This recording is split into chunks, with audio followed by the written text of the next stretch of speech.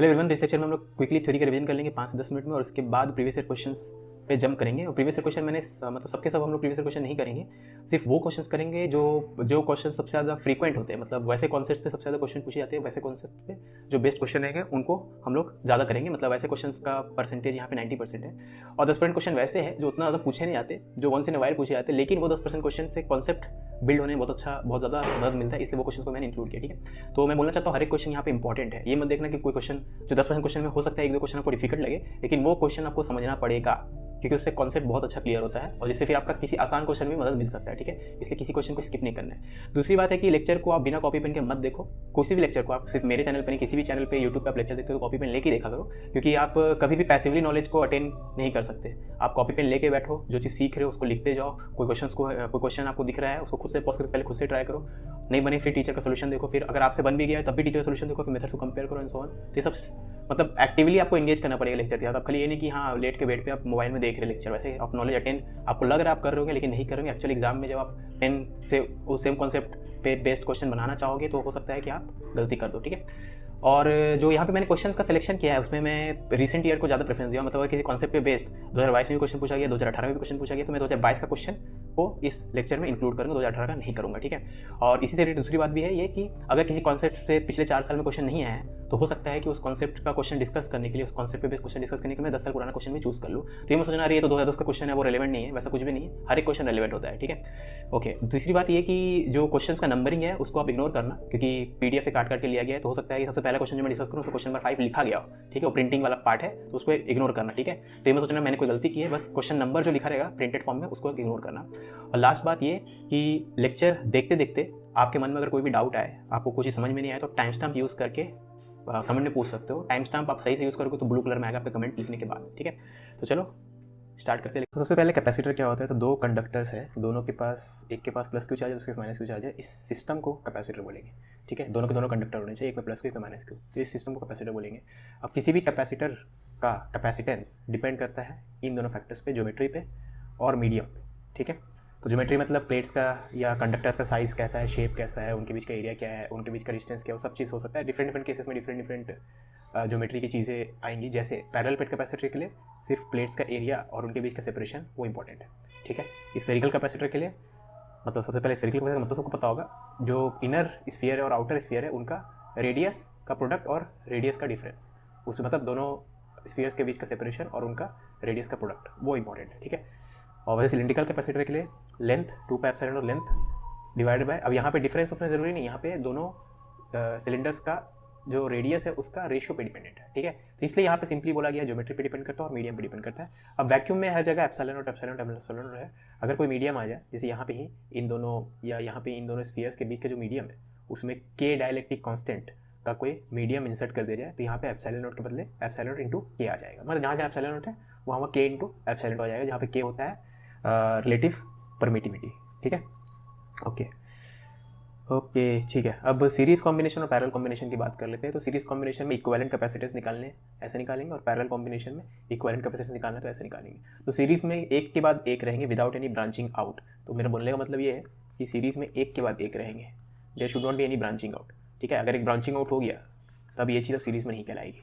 हाँ, ये चीज़ अभी भी सीरीज में कहलाएगी, लेकिन ये पूरी चारों कैपेसिटर सीरीज में नहीं कहलाएगी क्योंकि एक ब्रांच निकल गया। जब तक ब्रांच नहीं निकला तब तक सब सीरीज में रहेंगे। ठीक है, जब भी सीरीज में कहला रहा है कोई चीज़, जैसे ये 3 कैपेसिटर सीरीज में है क्योंकि कोई ब्रांचिंग आउट नहीं हो रहा है, यहाँ से यहाँ जाने का एक ही रास्ता है। ठीक है, एक से ज़्यादा रास्ते जैसा आगे सीरीज में नहीं कहलाएगा। ठीक है, पैरेलल में बहुत ही आसान है समझना, 2 पॉइंट्स के बीच में ही कितने भी कैपेसिटर कनेक्टेड रहेंगे वो सब पैरेलल में कहलाएंगे। ठीक है, सबका एंड पॉइंट्स कॉमन होना चाहिए, उसको पैरेलल बोलते हैं। ठीक है, तो ये सीरीज हो गया और ये पैरेलल हो गया, है ना। ओके, एनीवेज इसको मिटा देते हैं हम लोग। ये पीडीएफ तो आपको मिल जाएगा, और अभी हम लोग थ्योरी तो जल्दी जल्दी पढ़ रहे हैं। अगर थ्योरी में कुछ चीज़ छूट गया तो बाद में क्वेश्चन डिस्कस वो चीज़ वापस डिस्कस हो जाएगा, कुछ छूट गया तो इंपॉर्टेंट चीज़। ठीक है, वैसे छूटना नहीं चाहिए। Work done by battery, charge supplied by battery into potential difference EMF of the battery. ठीक है, ईएमएफ ऑफ द बैटरी होना चाहिए, तो ईएमएफ ऑफ द बैटरी को यहाँ बी से नोट किया जा रहा है। तो charge supplied by the battery, positive terminal से कितना चार्ज बाहर निकल रहा है, that times EMF of the battery, ये होता है वर्क डन बाय बैटरी। ठीक है, अगर पॉजिटिव टर्मिनल के अंदर चार्ज जा रहा होगा तो चार्ज की वैल्यू नेगेटिव हो जाएगी, तो work done by battery negative आ जाएगा। ठीक है, energy stored in capacitor half times capacitance का वैल्यू इंटू वोल्टेज का स्क्वायर, है ना। बाय द वे कैपेसिटेंस का डेफिनेशन होता है, ये सब तो रिजल्ट्स है अलग अलग चीज़ के लिए। कैपेसिटेंस का डेफिनेशन होता है चार्ज की वैल्यू, जो कॉमन चार्ज है यहाँ पे, divided by potential difference. V क्या है, पोटेंशियल डिफरेंस, इन दोनों के बीच का पोटेंशियल डिफरेंस को वी बोल रहे।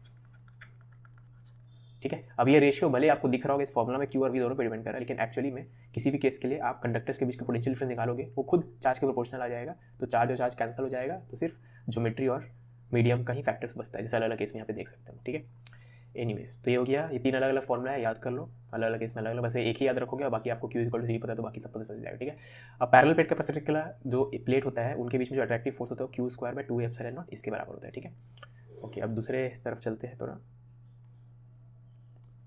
ओके, यहाँ तो लिखा हुआ था ये चीज़, ये लिखा हुआ है। हाँ, किसी भी सर्किट में कितना हीट जनरेट हुआ वो पता करना तो सीधा एनर्जी कंजम्पशन पता चल जाएगा। ठीक है, तो जितने बैटरीज होंगे उनका वर्क निकाल लेना माइनस जितना भी एनर्जी का चेंजेस आया होगा कैपेसिटर में, जो स्टोर्ड एनर्जी उसमें चेंजेस आएगा वो, क्योंकि आपका सर्किट में जहाँ पे कैपेसिटर इन्वॉल्व है एनर्जी जो है बेसिकली 3 फॉर्म में ही हो सकता है, या तो हीट में है, मतलब वर्क अगर आप देखोगे तो बैटरी से आपको एनर्जी सप्लाई हो रहा है, जो एनर्जी सप्लाई बैटरी कर रहा है वो 2 चीज़ों में जा सकता है, हीट में और एनर्जी स्टोरिंग कैपेसिटर। तो बेसिकली वर्क डन में बैटरी, टोटल वर्क डन में battery should be equal to total heat generated plus energy stored in capacitor. ठीक है, तो उसलिए यहाँ पे लिखा गया, तो इतना समेशन वगैरह से डरना नहीं है, क्योंकि यूजुअली क्वेश्चंस में 1 या 2 बैटरी ही रहेंगे। ठीक है ना, तो इसमें एक जब हम लोग इसको अप्लाई करेंगे तब बहुत आसान लगेगा, अभी के लिए डरना नहीं है, लेकिन जनरल फॉर्मुला ये है। ठीक है, ओके, अब चार्जिंग डिस्चार्जिंग की बात कर लेते हैं यहाँ पे।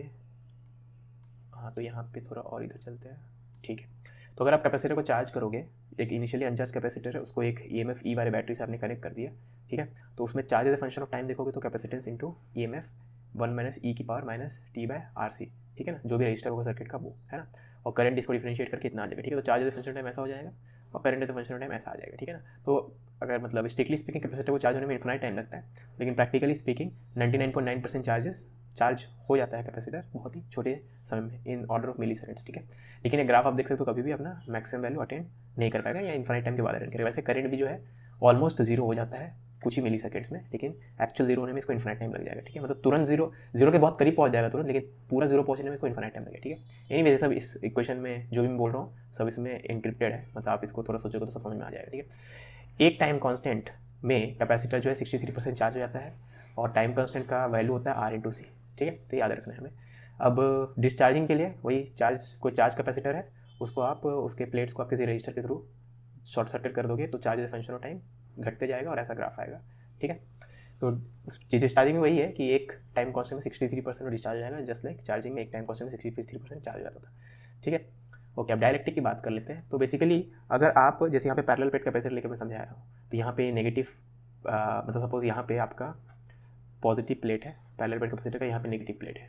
ठीक है, तो अगर बीच में कोई मीडियम आप रख दोगे तो मीडियम में चार्जेस का जो वो होगा, क्या बोलते हैं, पोलराइजेशन के कारण चार्जेस जो डेवलप होंगे, यहाँ पे नेगेटिव चार्जेस आ जाएंगे, पॉजिटिव वगैरह में यहाँ पे पॉजिटिव चार्ज आ जाएंगे। ठीक है, ये याद रखना फ्री चार्जेस नहीं है, ये कंडक्टर नहीं है। ठीक है, ये कोई आपका डायलेक्ट्रिक है, डायलेक्ट्रिक में फ्री चार्जेस नहीं होते। ठीक है, तो बाउंड चार्जेस है। ठीक है, जो भी है, ये नेगेटिव चार्जेस, ये पॉजिटिव चार्जेस, तो जो चार्ज अकुमुलेट हुआ है on the ends of the dielectric, उस चार्ज का वैल्यू यहाँ पर लिखा गया है। हाँ, लिखा गया ना यहाँ, q total charge on the capacitor 1 - 1 by dielectric constant. ठीक है, ये फॉर्मूला आपको याद रखना है ना। तो यहाँ पॉजिटिव साइड में मतलब नेगेटिव प्लेट की तरफ जो डायलेक्ट्रिक का पार्ट है वहाँ पे पॉजिटिव चार्जेस जो अकुमुलेट होंगे, उस पॉजिटिव चार्ज का वैल्यू इतना से निकल जाएगा, और नेगेटिव चार्ज जो अकुमुलेट होंगे उसका भी मैग्नीट्यूड इतना ही रहेगा, खाली एक माइनस साइन पुट कर दो। ठीक है, अब नेट इलेक्ट्रिक फील्ड की बात करते हैं। तो जब यहाँ पे ये वाला चीज़ नहीं था, मतलब डायलेक्ट्रिक जहाँ पे यहीं था, जब डायलेक्ट्रिक नहीं था मतलब यहाँ पे वैक्यूम था, तो वैक्यूम था तब जो इलेक्ट्रिक फील्ड था उसको E0 बोलेंगे, और डायलेक्ट्रिक रखने के बाद जो इलेक्ट्रिक फील्ड होगी उसको E नेट बोलेंगे। तो नेट इलेक्ट्रिक फील्ड क्या हो जाएगा, ओरिजिनल इलेक्ट्रिक फील्ड माइनस जो भी आपका पोलराइजेशन के कारण जो भी चार्जेस आए, बाउंड चार्जेस आए, उनके कारण जो इलेक्ट्रिक फील्ड में फर्क या उनका जो इफेक्ट होगा वो। ठीक है, तो जो नेट इलेक्ट्रिक फील्ड होता है वो E0/K होता है ना। तो मतलब K का डिफिनेशन है इस फॉर्मूले से, मतलब नेट इलेक्ट्रिक मतलब K को ऐसे डिफाइन किया गया है कि वैक्यूम वाले केस में इलेक्ट्रिक फील्ड से कितना फैक्टर घट जाएगा अगर डायलेक्ट्रिक को इंट्रोड्यूस करेंगे, तो जितने फैक्टर से इलेक्ट्रिक फील्ड घट जाएगा उस फैक्टर को हम बोलते हैं dielectric constant of the medium.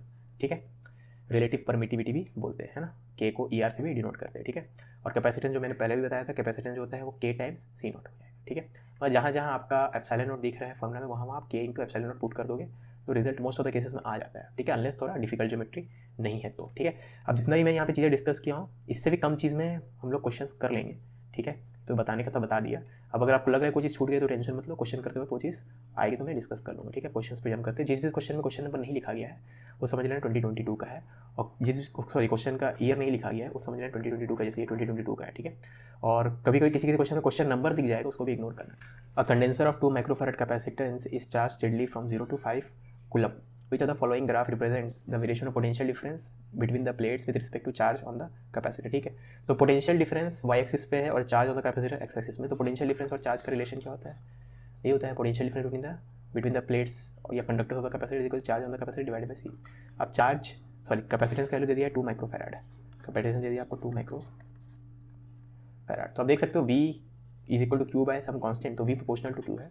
V proportional to q है मतलब स्ट्रेट लाइन ग्राफ आना चाहिए, ठीक है। तो स्ट्रेट लाइन ग्राफ यानी A या C हो सकता है, B और D नहीं, ठीक है ना। अब स्ट्रेट लाइन ग्राफ है, अब दोनों में से कैसे पहचानेंगे, आप देखो तो क्यू का वैल्यू 5 है, तब यहाँ पे V का वैल्यू 2.5 है, और फोर्थ ऑप्शन में जब क्यू का वैल्यू 5 है तो V का वैल्यू 5 है, ठीक है। तो हम लोग यहाँ पे इस फॉर्मूला पुट करके देख लेते हैं, जब क्यू का वैल्यू 5 है तो V का value one q equal to 5, ठीक है। तो क्यू का वैल्यू 5 पुट करेंगे तो 5/2 × 10⁻⁻6, तो 2.5 × 10⁻6 वोल्ट आ रहा है, ठीक है। तो जब क्यू का वैल्यू 5 होगा तो V का वैल्यू 2.5 × 10⁻6, तो 2.5 × 10⁻6 यानी ऑप्शन है करेक्ट, ठीक है। तो बहुत ही आसान क्वेश्चन था ये। इसमें तो V इक्वल टू जब क्यू का वैल्यू 5 है तो V का वैल्यू 5 × 10⁻5 है, ठीक है। Okay, capacitance of an isolated conducting sphere of radius r1 becomes n times when it is enclosed by a concentric conducting sphere of radius r2. Okay, it is enclosed by a concentric conducting sphere of radius r2 connected to earth. अर्थ से connected उससे फर्क नहीं पड़ेगा। The ratio of their radii is, ठीक है। तो आपको बोल दिया गया isolated conducting sphere of radius r1, ठीक है। तो आपको पता है कि अगर स्फेरिकल कैपेसिटेंस की बात करते हैं तो कैपेसिटेंस का वैल्यू होता है 4πε0 प्रोडक्ट ऑफ रेडियाई, ठीक है, डिवाइडेड बाय बड़ा रेडियस माइनस छोटा रेडियस, ये होता है ना। अगर स्फेरिकल कैपेसिटर की बात करें, छोटा रेडियस ए है बड़ा रेडियस बी है, तो उसका कैपेसिटेंस ऐसा होता है, ठीक है। अब इसी से आप आइसोलेटेड स्फीयर का निकाल सकते हो। तो आइसोलेटेड स्फीयर मतलब क्या, एक ही स्फीयर होना चाहिए, ठीक है। अब एक स्फीयर करने के लिए आप क्या करोगे, बी का वैल्यू को इन्फिनिटी कर दो। अगर बी को आप इन्फिनिटी कर दोगे तो एक स्फीयर दिखेगा ना आपको, दूसरा स्फीयर तो इन्फिनिटी पे दिखेगा ही, ठीक है। तो अगर बी को इन्फिनिटी कर दे तो यहाँ पे डायरेक्टली मत करो, थोड़ा इसको मॉडिफाई करके करो, ठीक है। तो आइसोलेटेड स्फीयर के लिए इस स्फीयर के लिए क्या करेंगे, आप बी को इन्फिनिटी कर दोगे, ठीक है। तो बी को इन्फिनिटी करोगे तो आपको यहाँ पे दिखेगा 4πε, बी को इन्फिनिटी कर दोगे तो ये चीज़ ऑलमोस्ट 0, ठीक है ना। तो ये हो गया आइसोलेटेड स्फीयर का कैपेसिटेंस, ठीक है। तो आइसोलेटेड स्फीयर जिसका रेडियस r1 है उसका कैपेसिटेंस जो n टाइम्स हो जा रहा है, तो r1 रेडियस के लिए कैपेसिटेंस हो जाएगा 4πε0, ऊपर लिखता हूँ इसको, ठीक है, ताकि क्वेश्चन नहीं पढ़ सके हम लोग। रिकॉर्डिंग चल रही है ना, हाँ। तो यहाँ पे बोला गया capacitance of A isolated conducting sphere जिसका रेडियस r1 है, तो रेडियस r1 वाले स्फीयर का कैपेसिटेंस हो जाएगा इतना, ठीक है। बिकम्स n टाइम्स, तो becomes n times when it is enclosed bye a concentric conducting sphere of radius r2, ठीक है। r2 को डालने के बाद, तो r2 को डालने के बाद तो कैपेसिटेंस हो जाएगा इतना, और ये न्यू कैपेसिटेंस जो है n times of old capacitance है ना। बिकम्स n टाइम्स मतलब क्या, new capacitance is n times of old capacitance, ठीक है। तो रेशियो ऑफ r1 r2 पूछा है तो 4πε0 कैंसिल हो जाएगा, एंड r1 और r1 भी कैंसिल हो जाएगा, तो n is equal to r1 r2 divided by r2 minus r1 तो कैंसिल हो चुका है, सॉरी यार मिटता नहीं है अच्छे से इससे, ठीक है। तो आपसे क्या पूछा गया, रेशियो ना, तो r2n minus r2 is equal to n r1, ठीक है। r2/r1 हो जाएगा n divided by n minus 1, ठीक है, option A. Total charge on a system of capacitance C1 C2 C3 C4 connected in parallel, assume इतना volt battery is connected to the combination, ठीक है। तो ये 4 कैपेसिटर पैरेलल में है, तो C इक्विवेलेंट आप निकालोगे तो C1 + C2 + C3 C+4, तो 4 से 7 2 9 1 10 माइक्रोफैराड आएगा, ठीक है। अब देखो इक्विवेलेंट कैपेसिटर निकालने का फायदा क्या होता है, आप पूरे सर्किट को आप सिंप्लीफाई कर दियो, सिचुएशन को सिंप्लीफाई कर दियो। आप मान लो बस एक ही कैपेसिटर है, ठीक है, और उसके अक्रॉस कितना बैटरी लगा हुआ है, 20 वोल्ट का बैटरी लगा हुआ है, तो C इतना है, 20 वोल्ट का बैटरी लगा हुआ है, तो यही हो जाएगा कैपेसिटर के अक्रॉस पोटेंशियल डिफरेंस, तो चार्ज हो जाएगा C × V, ठीक है। तो C × V करेंगे तो 200 micro coulomb, option A. Composite parallel plate capacitor is made up of 2 different dielectric materials with different thickness as shown in figure, okay. तो figure आपको नहीं दिख रहा होगा तो इसको मैं साइड में कर लेता हूँ। The 2 different dielectric materials are separated by a coil of conducting foil F, okay. तो the voltage of the conducting, basically देखो क्या है यहाँ पे, ये बैटरी आपको दिख रहा है ना 100 वोल्ट का, ठीक है, और ये एक कैपेसिटर है, ये एक कैपेसिटर है, ठीक है, और ये दोनों कैपेसिटर जहाँ पे मीट कर रहे हैं वहाँ पे एक कंडक्टिंग प्लेट डाल दी। बेसिकली यहाँ पे एक कैपेसिटर है, एक कंडक्टिंग प्लेट, फिर एक कैपेसिटर, सिंपल, ठीक है। तो 2 capacitor separated by conducting plate, तो इस कंडक्टिंग प्लेट का पोटेंशियल आपसे पूछा है, ठीक है। तो बहुत ही आसान क्वेश्चन है, देखो कैसे करेंगे। अभी बैटरी कितना वोल्टेज सप्लाई कर रहा है, 100 वोल्ट, इसका मतलब है कि इस पॉइंट, ये पॉइंट देखो बैटरी के पॉजिटिव से कनेक्टेड है और ये पॉइंट बैटरी के नेगेटिव से कनेक्टेड है, तो इन दोनों पॉइंट के बीच का पोटेंशियल 100 है, तो इन दोनों पॉइंट के बीच का भी पोटेंशियल डिफरेंस 100 है, ठीक है। तो मैं इसी में बनाने की कोशिश करूँगा, तो इन दोनों पॉइंट के बीच का पोटेंशियल डिफरेंस 100 वोल्ट, है ना, यहाँ से यहाँ के बीच का पोटेंशियल डिफरेंस 100 वोल्ट, ठीक है। ओके, अब इसका मतलब है कि इसके अक्रॉस पोटेंशियल डिफरेंस अगर V1 है और इसके अक्रॉस पोटेंशियल डिफरेंस अगर V2 है तो V1 प्लस V2 कितना होना चाहिए, 100 होना चाहिए, ठीक है। तो इसके अक्रॉस V1 मान लेते हैं, इसके अक्रॉस V2 मान लेते हैं, तो V1 प्लस V2 कितना होना चाहिए, 100 होना चाहिए, ठीक है। ओके, अब यहाँ पे जो इलेक्ट्रिक फील्ड होगा और यहाँ पे जो इलेक्ट्रिक फील्ड होगा वो कैसा होना चाहिए वो सोचते हैं, ठीक है। अब उसके लिए पहले इमेजिन करो कि यहाँ पे इस पूरे एरिया में, रीजन में कोई भी डायरेक्ट्रिक फील्ड नहीं है। तो मैं इसका सिचुएशन ड्रॉ करता हूँ, फिर आपको अच्छे समझ में आएगा। तो अब देखो, इन दोनों प्लेट्स के बीच का सेपरेशन क्या है, 0.5 मीटर प्लस 1 यानी 1.5 मीटर। तो दोनों प्लेट्स के बीच का सेपरेशन है 1.5 मिलीमीटर, यानी इतना मीटर, ठीक है ना। और यहाँ पे अभी मान लो क्या है, वैक्यूम, मतलब डायरेक्ट्रिक नहीं रखा हुआ है, ठीक है। और इन दोनों प्लेट्स के बीच का पोटेंशियल डिफरेंस कितना होगा, आप चाहे डायरेक्टली रखो या ना रखो, इन दोनों प्लेट्स के बीच का पोटेंशियल डिफरेंस यही होने वाला है, क्योंकि इन दोनों प्लेट्स के बीच का पोटेंशियल डिफरेंस डिपेंड करेगा बैटरी का पोटेंशियल EMF कितना है, जो कि वही रहने वाला है चाहे आप डायरेक्टली रखो या ना रखो, ठीक है। तो इन दोनों पॉइंट के बीच का 100 ही रहेगा, चाहे डायरेक्टली रखो आप या नहीं रखो, ठीक है। ओके, अब यहाँ पे जो इलेक्ट्रिक फील्ड होगा, तो वैक्यूम केस में जो इलेक्ट्रिक फील्ड होता है उसको E0 से यूजुअली हम लोग डिनोट करते हैं। तो electric field into separation between the plates आपको दे देगा पोटेंशियल डिफरेंस, ठीक है। तो पोटेंशियल डिफरेंस डिवाइडेड बाय वही E होता है delta V by delta R, है ना, ठीक है। Delta V bye potential difference divided by separation, ठीक है। पोटेंशियल डिफरेंस कितना है 100 और सेपरेशन कितना है 1.5 × 10⁻³ ठीक है। तो आपको इलेक्ट्रिक फील्ड इन वैक्यूम मिल जाएगा, मतलब अगर प्लेट्स के बीच में डायरेक्ट नहीं रखे तो इलेक्ट्रिक फील्ड इतना होता, ठीक है। चलो इसको ऐसे ही रहने देते हैं, है ना, ये 10⁵ इंटू इतना, चलो ऐसे ही रहने देते हैं अभी के लिए, क्या फ़र्क पड़ता है, ठीक है। E0 मिल गया। ओके, एक बार E0 पता है आपको। अब यहाँ पर अगर आप सोचोगे तो आपको डायरेक्ट्रिक कांस्टेंट का डेफिनेशन तो पता है ना, इलेक्ट्रिक फील्ड इतने फैक्टर से चेंज हो जाएगा। तो अब इलेक्ट्रिक फील्ड यहाँ पे कितना होगा, यहाँ पे electric field E0 by dielectric constant कितना है 3 है, तो 3 हो जाएगा। और इस वाले रीजन में इलेक्ट्रिक फील्ड E0 बाय 4 हो जाएगा, ठीक है। यहाँ तक क्लियर है। ओके, हम लोग से क्या पूछा गया था, पोटेंशियल ऑफ दिस पॉइंट, ठीक है ना, इस पॉइंट का पोटेंशियल पूछा गया था, है ना। अब पहले बात तो मैं बताऊंगा क्वेश्चन सॉल्व करने के बाद कि इस क्वेश्चन में क्या गलती है, छोटी सी गलती है यहाँ पे, लेकिन चलो बहुत छोटी है, तो अभी हम लोग मान लेते कोई गलती नहीं है, और गलती को मैं डिस्कस करूँ तब समझ में आएगा क्या छोटी गलती थी, ठीक है। ओके, अब आप अगर इन दोनों प्लेट्स के बीच का इलेक्ट्रिक फील्ड पता है और इन दोनों प्लेट्स के बीच का सेपरेशन कितना है 0.5, तो आप इन दोनों प्लेट्स के बीच का पोटेंशियल डिफरेंस निकाल सकते हो, जो कि यहाँ पे V1 और V2 बोला था, है ना। ओके, मैं मिटा दिया उसको, ठीक है। तो V1 का वैल्यू क्या हो जाएगा, V1 का वैल्यू हो जाएगा E0 बाय 3 × 0.5, ठीक है। और V2 का वैल्यू हो जाएगा E0 बाय 4 × 1।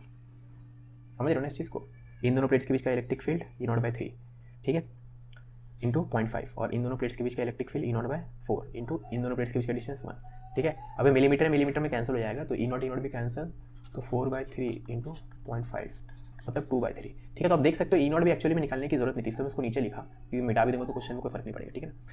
तो आप देख सकते हो पोटेंशियल डिफरेंस का रेशियो इस प्लेट्स के बीच का पोटेंशियल डिफरेंस और इस प्लेट्स के बीच का पोटेंशियल डिफरेंस 2:3 है, ठीक है। तो अगर आप V1 निकालना चाहो तो यहाँ से आप बोल सकते हो कि V1 will be equal to 2 / 2 + 3, है ना। कॉम्पोनेंट डिविडेंड लगा तो V1 / V1 + V2 हो जाएगा 2 / 2 + 3, ठीक है। तो V1 का वैल्यू हो जाएगा 2/5 और V1 + V2 कितना है, V1 + V2 है 100, ठीक है। तो कितना हो जाएगा 40 वोल्ट, है ना। ओके, इसका मतलब क्या है कि पहला कैपेसिटर के बीच का पोटेंशियल भी 40 वोल्ट है, दूसरे के बीच का 60 वोल्ट है, ठीक है। इसका ज़रूरत नहीं है, ये आपको समझ में आ गया, है ना। लेकिन किसी को जानना था तो ऐसे आप E0 का वैल्यू निकाल सकते हैं, भले इस क्वेश्चन में जरूरत नहीं पड़े, E0 कैंसिल हो जाएगा, ठीक है। ओके, तो यहाँ पे इन दोनों प्लेट्स के बीच का 40 वोल्ट है, तो इन दोनों प्लेट के बीच का 100 - 40 यानी 60। अब समझो यहाँ पे क्वेश्चन में गलती क्या हुई, मैं समझा दूंगा।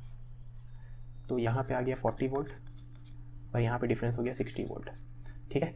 अब ये प्लेट इसे ड्रॉ करते हैं, ये कनेक्टेड है पॉजिटिव टर्मिनल से और ये कनेक्टेड है नेगेटिव टर्मिनल से, ठीक है। ये 100 वोल्ट का है ना। अब क्वेश्चन में तो बोला नहीं गया है कि इस पॉइंट का 0 लेना है कि नहीं, या किसी पॉइंट का रेफरेंस तो बताया नहीं गया है, तो मैं यहाँ पे इसको 0 अज्यूम कर रहा हूँ, जरूरी नहीं कि 0 लिया जाए, ठीक है। इसको 0 अज्यूम करूँगा, नेगेटिव प्लेट का पोटेंशियल को 0 वोल्ट अज्यूम किया, तो अगर क्योंकि इन दोनों के बीच का 60 वोल्ट है तो इसका 0 हो गया तो ये 60 वोल्ट हो जाएगा, ठीक है। और क्योंकि इनका 40 है तो इसका 100 हो जाएगा। मतलब बेसिकली बैटरी के पॉजिटिव टर्मिनल और नेगेटिव टर्मिनल को मैंने असाइन कर दिया, है ना। नेगेटिव को 0, पॉजिटिव को 100, क्योंकि डिफरेंस 100 का रखना है, ठीक है। जो भी है इस वाले जो बीच में जो प्लेट है इसका पोटेंशियल कितना होगा 60 वोल्ट। तो voltage of the conducting foil 60 volt, assuming कि बैटरी जो है, बैटरी का नेगेटिव टर्मिनल 0 वोल्ट पे है, ठीक है। बिना अज्यूम किए, बिना रेफरेंस लिए, क्योंकि फिजिक्स में जो है काम की चीज़ पोटेंशियल डिफरेंस होती है, पोटेंशियल कभी काम की चीज़ नहीं होती, ठीक as shown in figure in steady state the charge stored in the capacitor is, capacitor में कितना चार्ज स्टोर होगा। स्टेडी स्टेट मतलब जितना चार्जिंग होना था हो चुका है, ठीक है। तो स्टेडी स्टेट मतलब यही होता है कि कैपेसिटर जो है फुल्ली चार्ज हो चुका है। तो जहाँ जहाँ कैपेसिटर आपको सर्किट में दिख रहा होगा वो फुल्ली चार्ज हो चुका है। तो अगर ये फुल्ली चार्ज हो चुका है तो यहाँ पे कोई करंट हो ही नहीं सकता, क्योंकि करंट रहेगा तो इसका चार्ज चेंज होता रहेगा, ठीक है ना। तो स्टेडी स्टेट में करंट क्या हो जाएगा यहाँ पे, जीरो स्टेडी स्टेट में, ठीक है। तो स्टेडी स्टेट में दिख नहीं रहा, तो स्टेडी स्टेट में करंट क्या होना चाहिए, जीरो। में खाली स्टेडी लिखा हूँ, ठीक है। तो जो भी है स्टेडी स्टेट में करंट सिर्फ ऐसे फ्लो हो रहा होगा इस लोअर ब्रांच के थ्रू, ठीक है। इसमें करंट फ्लो हो रहा है ना, वोल्ट क्यों लिख दिया, 100 ओम, ठीक है। तो कितना करंट फ्लो हो रहा है, तो करंट फ्लो होगा 10 डिवाइडेड बाय टोटल ये 110, ठीक है। तो इतना करंट फ्लो हो रहा है ना। अब आपसे क्या पूछा गया था, चार्ज ऑन द कैपेसिटर। अब कैपेसिटर पे चार्ज क्या होता है, Q is equal to CV। तो पोटेंशियल डिफरेंस पहले निकाल ली इसके क्रॉस। अब इसके क्रॉस पोटेंशियल डिफरेंस वही होगा जो इस पूरे का क्रॉस है, क्यों, क्योंकि रजिस्टर में तो कोई करंट नहीं है, तो रजिस्टर का क्रॉस कोई पोटेंशियल डिफरेंस नहीं है, ठीक है। तो इस दोनों पॉइंट के बीच का potential difference will be equal to इस पॉइंट और इस पॉइंट के बीच का पोटेंशियल डिफरेंस, बेसिकली इन दोनों पॉइंट के बीच का पोटेंशियल डिफरेंस, ठीक है। यानी इन दोनों पॉइंट के बीच का पोटेंशियल मतलब इन दोनों पॉइंट के बीच का पोटेंशियल डिफरेंस, ठीक है ना। तो आप क्या करोगे, इन दोनों पॉइंट के बीच का पोटेंशियल डिफरेंस निकालोगे, ठीक है, जो कि हो जाएगा I इंटू आर। तो I इतना है इंटू आर करोगे, I इंटू आर, ठीक है। तो एक से एक गया 100/11 वोल्ट आ रहा है। तो यही हो जाएगा पोटेंशियल डिफरेंस। अगर इन दोनों पॉइंट के बीच का पोटेंशियल डिफरेंस हमें पता चल गया तो इन दोनों पॉइंट के बीच पता चल गया, और क्योंकि इसके अक्रॉस कोई डिफरेंस है ही नहीं, तो जो इन दोनों पॉइंट के बीच में होगा वही इन दोनों पॉइंट के बीच में होगा, यानी कैपेसिटर के अक्रॉस होगा, ठीक है। तो चार्ज हो जाएगा C इंटू वी। सी की वैल्यू है 1.1 माइक्रो इंटू वी, ठीक है। तो ये 10 माइक्रो कूलम आ जाएगा, ठीक है। तो 10 माइक्रो कूलम मतलब इतना, ठीक है।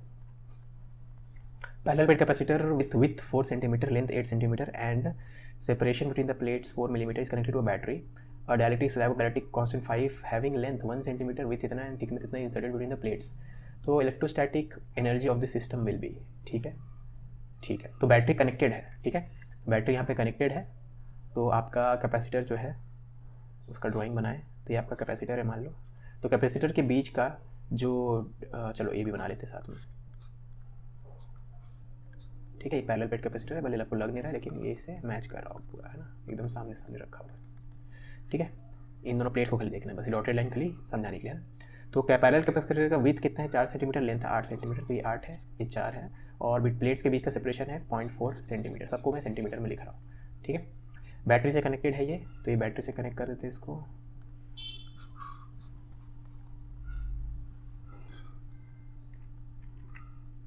ये हो गया बैटरी से कनेक्टेड, ठीक है।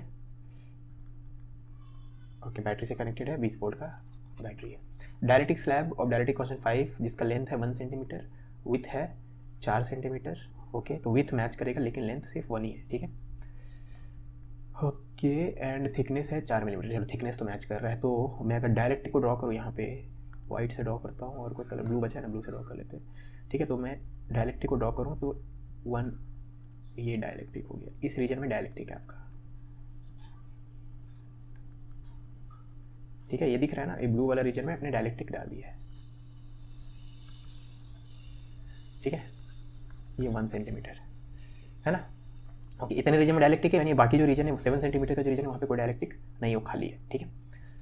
तो एनर्जी पूछा है, तो बेसिकली आप क्या करो, इसका इक्विवेलेंट कैपेसिटी निकाल लो। इक्विवेलेंट कैपेसिटी निकाल लोगे तो फिर half C equivalent into V square करोगे तो रिजल्ट आ जाएगा, ठीक है। तो इसको जो बुक्स में ड्रॉ करते हैं आसान वाला जो रिप्रेजेंटेशन होता है उसको मैं वैसे ड्रॉ करूँगा, फिर आपको फील आएगा। तो ये कैपेसिटर हो गया, और इसका ये वाला रीजन को डायलेक्ट्रिक से फिल कर दी, बस ये वाला रीजन को, ठीक है। ये वाला रीजन अभी खाली है ना। ये वाले रीजन को फिल कर दिए हो कैसे, ये रीजन में भी वैक्यूम है, ठीक है।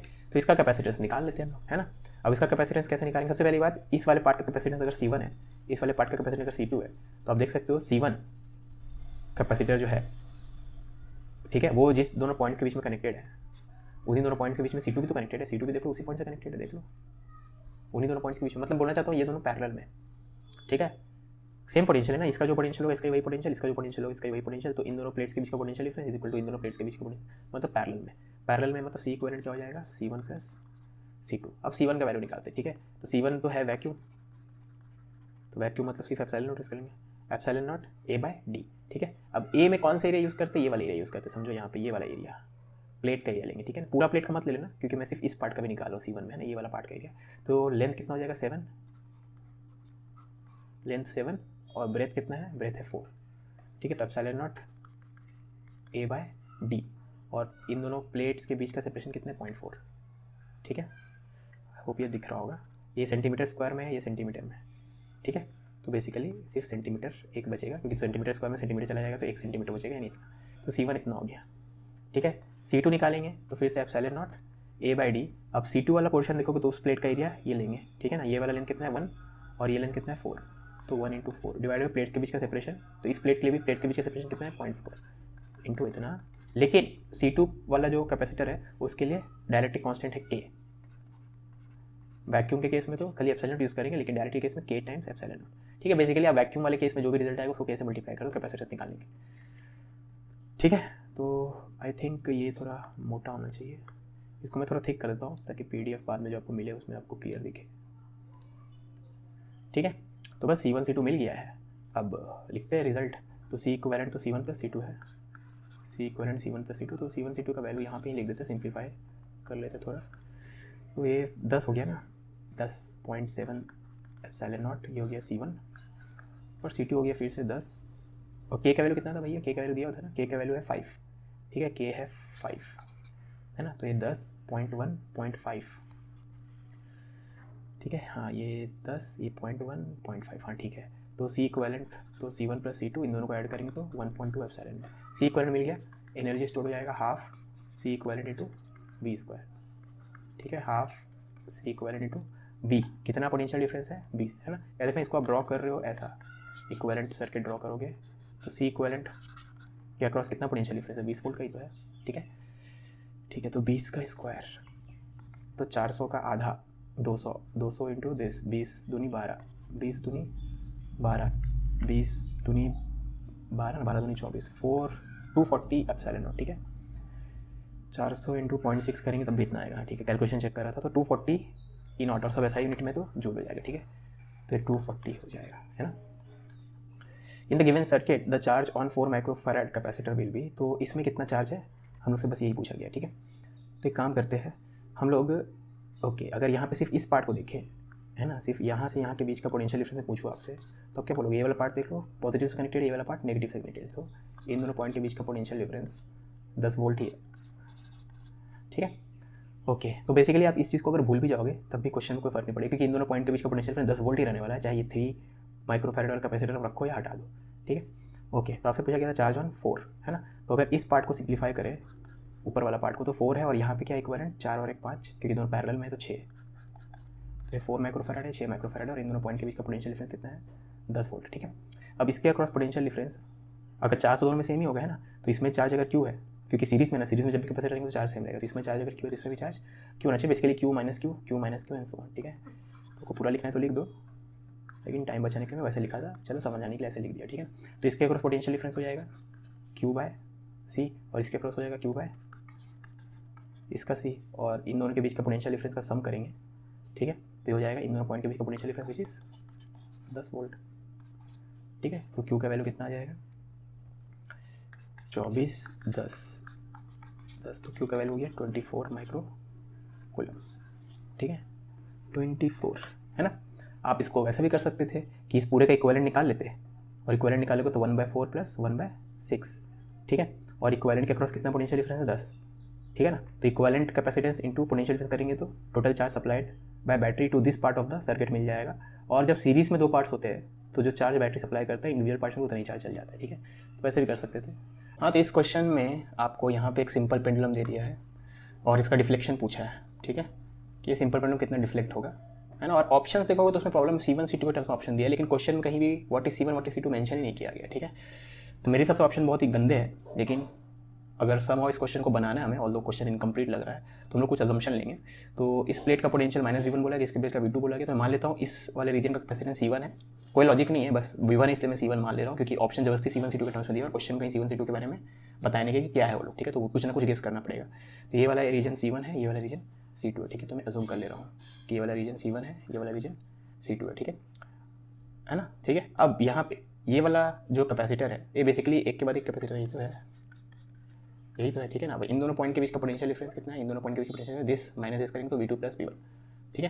तो इसके अक्रॉस जो पोटेंशियल डिफरेंस होगा प्लस इसके अक्रॉस जो पोटेंशियल डिफरेंस होगा, उनका सम क्या हो जाएगा V2 + V1 इसके क्रॉस का पोटेंशियल डिफरेंस, इसके क्रॉस का पोटेंशियल डिफरेंस, ठीक है। अब आप समझोगे तो जो ये होता है, अब अगर शुरू से सोचो तो जो पूछा गया है क्या, डिफ्लेक्शन ऑफ पेंडुलम, पेंडुलम का डिफ्लेक्शन का फॉर्मूला इलेक्ट्रिक फील्ड पे डिपेंड करता है ना, क्योंकि यहाँ पे आपका Q इंटू ई लगता रहेगा, यहाँ पे mg लगता रहेगा, यहाँ पे टेंशन लगता रहेगा, तो T साइन थीटा आपको QE को बैलेंस करता रहेगा और T कॉस थीटा इक्विलिब्रियम में है ना, mg को बैलेंस करता रहेगा, तो इसका रेशियो हो गया, तो tan थीटा आपको QE बाय mg मिलेगा, ठीक है।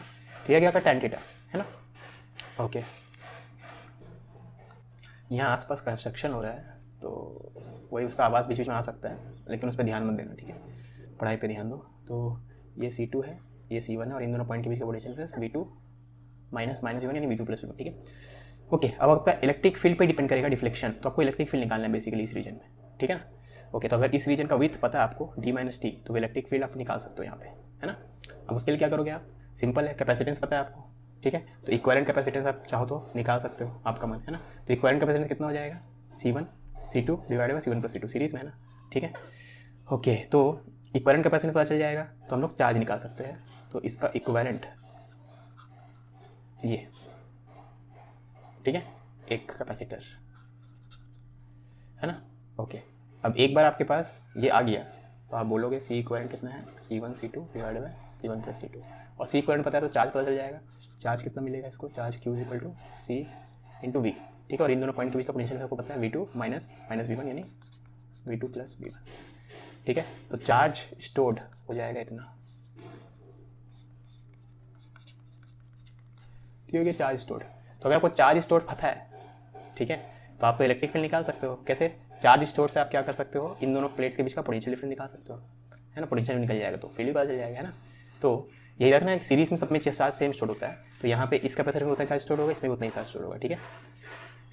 तो Q का वैल्यू को पता चल गया, तो Q बाय C आपको दे देगा पोटेंशियल डिफरेंस, ठीक है, इन दोनों प्लेट्स के बीच का, है ना। इसके प्लेट्स के बीच का पोटेंशियल कितना हो जाएगा, Q बाय C, और इनके प्लेट्स के बीच का पोटेंशियल निकालने का और तरीका है इलेक्ट्रिक फील्ड, जो value into distance in the plates, और इन दोनों प्लेट्स के बीच का डिस्टेंस कितना है, D माइनस टी, ठीक है, D माइनस टी, है ना। तो यहाँ से इलेक्ट्रिक फील्ड आपको मिल जाएगा Q by C1 into D minus t, ठीक है। अब Q बाय C1 का वैल्यू यहाँ से मिल जाएगा आपको, Q बाय C1 यहाँ से मिल जाएगा, Q बाय C1 की वैल्यू कितना है, C2 V2 plus V1 divided by C1 plus C2, ठीक है।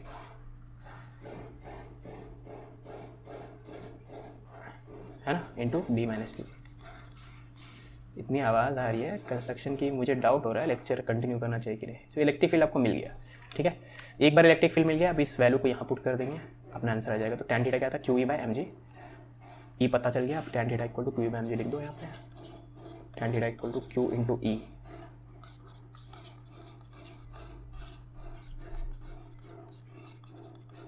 बाय mg, ठीक है। तो tan थीटा आपका इतना हो जाएगा, है ना। तो देख लो किससे मैच कर रहा है, तो Q बाय mg तो अलग से लिखा गया है, तो इस तरफ, और बाकी क्या बचेगा, C2 V2 plus V1, C2 V2 plus V1 divided by C1 plus C2 D minus T, यानी ऑप्शन 3 से मैच करें, ठीक है। इस क्वेश्चन को एलिमिनेशन से करेंगे तो जल्दी हो जाएगा, लेकिन वो सबके लिए अलग लेक्चर में रखूँगा कि ऑप्शन एलिमिनेशन ट्रिक्स कैसे यूज़ करना है। यहाँ पे तो मैं फुल प्रूफ तरीका जो है, मतलब हर एक स्टेप समझाने वाला तरीका उससे बताया, ऑप्शन एलिमिनेशन वगैरह से नहीं बताया, ठीक है। तो यहाँ पे आपको बोला गया है एक सोर्स है पोटेंशियल डिफरेंस V का, is connected to a combination of two identical capacitors as shown in figure, ठीक है। When key is closed, मतलब सर्किट को कंप्लीट किया गया, the total energy stored across the combination is E1, key is opened and the dielectric of dielectric constant 5 is introduced between the plates of the capacitors, यानी दोनों के बीच में total energy stored across the combination is now E2, okay, the ratio E1 by E2 will be, okay, ठीक है। key is opened and dielectric is introduced between the plates, ठीक है। तो पहले केस में तो ये मतलब दोनों केस को अगर अलग अलग यहाँ पे ड्रॉ करें तो इसको मैं यहाँ रखता हूँ, ठीक है, उतना इंपॉर्टेंट नहीं है, खाली दोनों केसेस को मैं यहाँ ड्रॉ कर लेता हूँ। तो पहला केस है ये बैटरी और ये C1 C2, ठीक है। तो बैटरी C1 C2 बस, ठीक है, C1 C2 दोनों C ही है ना, ये पहला केस है ना। और दूसरे केस में क्या किया, ये वाला की को ओपन करके dielectric of डायरेक्ट्रिक constant 5 is introduced in the plates, ठीक है। दूसरे केस में की तो यहाँ से ओपन है, तो की ओपन है तो सेकंड वाला तो कुछ पार्ट है ही नहीं, तो यहाँ पे 5 टाइम्स C हो जाएगा, और ये भी इसका कैपेसिटेंस 5 टाइम्स सी हो जाएगा, ठीक है। कैपेसिटेंस क्या हो जाएगा 5 टाइम्स सी, है ना, और ये ओपन है यहाँ से, है ना, ठीक है। मतलब ये सर्किट का पार्ट नहीं है, पहले ड्रॉ कर दिया, है ना। तो यहाँ का एनर्जी E1 है और यहाँ का एनर्जी E2 है, तो E1/E2 पूछा, ठीक है। अब यहाँ पे तो बेसिकली ये मिल के हो जाएगा इक्विवेलेंट 2C और पोटेंशियल डिफरेंस है V। तो अगर इसको आप सिंप्लीफाई करो,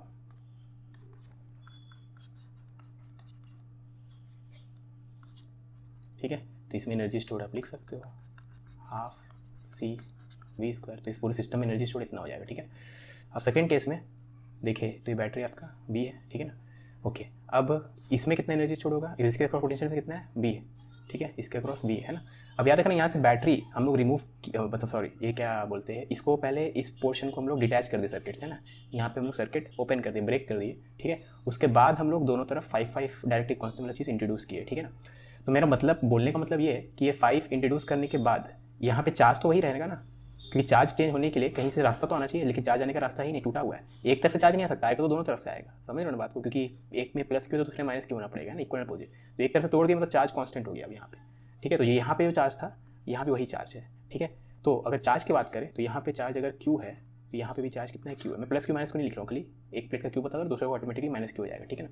तो यहाँ पर अगर एनर्जी की बात करें तो इसके अक्रॉस तो हाफ CV²,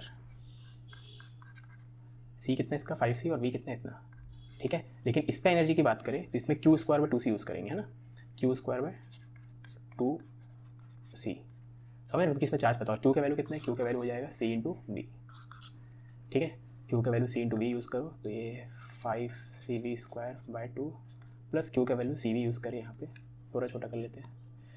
Q का वैल्यू CV यूज़ करें तो CV²/10C, तो ये 5/2 CV² प्लस C² V², तो ये कितना हो गया 1/10 CV², है ना, 1/10 CV², ठीक है। हाँ, तो 5/2 प्लस 1.8 2.5 प्लस 0.1 2.6 CV²। तो E2 आपका इतना है और E1 आपका है CV², ठीक है। तो E1/E2 हो जाएगा दिस बाय दिस, तो 10/26 यानी 5/13, ठीक है।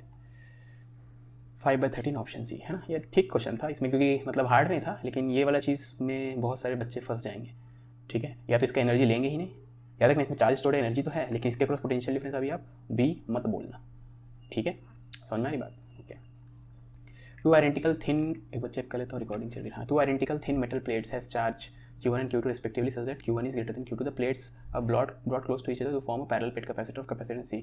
तो पोटेंशियल डिफरेंस बिटवीन क्या है, ठीक है ना। ओके, अब प्लेट्स ऑल्सो थिन है, मैं उसको स्लाइटली थिक ड्रॉ करूँगा समझाने के लिए, ठीक है ना। ओके, ये दोनों पैरेलल प्लेट हो गया, एक में चार्ज Q1 दे दिए, दूसरे में Q2 दे दिए, ठीक है। ओके, आपको पता होना चाहिए ये चीज़, ये आप सिंपली याद रखना, इलेक्ट्रोस्टैटिक्स का जो रूल है उससे आप प्रूव कर सकते हो कि इलेक्ट्रोस्टैटिक्स कंडीशन के अंदर जो आपका कंडक्टर होता है उसके अंदर हर पॉइंट पे इलेक्ट्रिक फील्ड 0 होता है, ठीक है ना। तो उससे आप बेसिकली प्रूव कर सकते हो कि अगर इसमें आप Q1 चार्ज दियो, इसको आप Q2 चार्ज दियो, ठीक है, तो इन दोनों का सम डिवाइडेड बाई 2, इन दोनों का सम कितना होगा Q1 plus Q2 divided by 2, है ना। वही होगा आउटर फेसेस में, तो आउटर फेसेस में चार्ज हो जाएगा Q1 plus Q2 divided by 2, इसके भी आउटर फेसेस में और इसका भी आउटर फेस में Q1 plus Q2 divided by 2, ठीक है। और इनर फेस में आप कंजर्वेशन ऑफ चार्ज से निकाल सकते हो, है ना। तो यहाँ पे इस फेस में Q1 plus Q2 divided by 2, ठीक है। और इस फेस में जो चार्ज है मान लो उसको Q बोल रहा हो आप, तो पता है this plus this should be equal to this, ठीक है।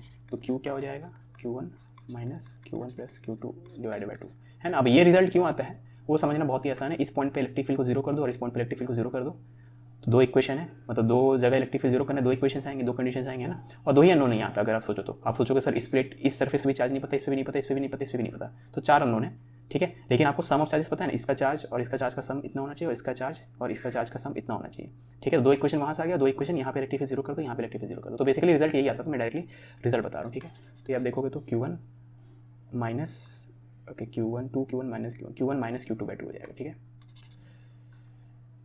तो Q1 माइनस Q2/2, है ना। तो Q का वैल्यू मिल गया। अब यहाँ Q होगा तो यहाँ पे माइनस Q होगा, ठीक है।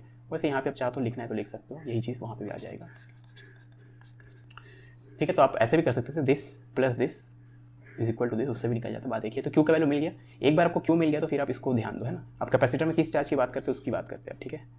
तो कैपेसिटर में किसी भी फेस में कुछ भी चार्ज उससे मतलब नहीं, इस फेस में कितना है Q है, इस फेस में कितना है माइनस Q है, ये हो गया आपका capacitor,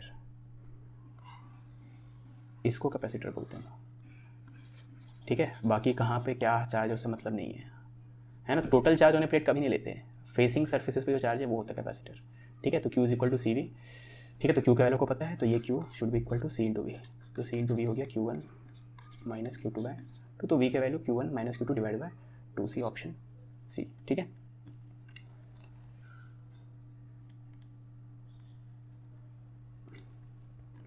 Two parallel plate capacitor of capacity C and 3C are connected in parallel combination and charged to a potential difference of 18 volt, ठीक है। तो C और 3C पैरेलल में कनेक्टेड है, C और 3C पैरेलल में कनेक्टेड है। मैं कैसा ड्रॉ कर दिया, पैरेलल में, ठीक है। इसको पैरेलल में कनेक्ट तो कर ही सकते हैं, लेकिन अच्छा ड्राइंग नहीं है, ठीक है।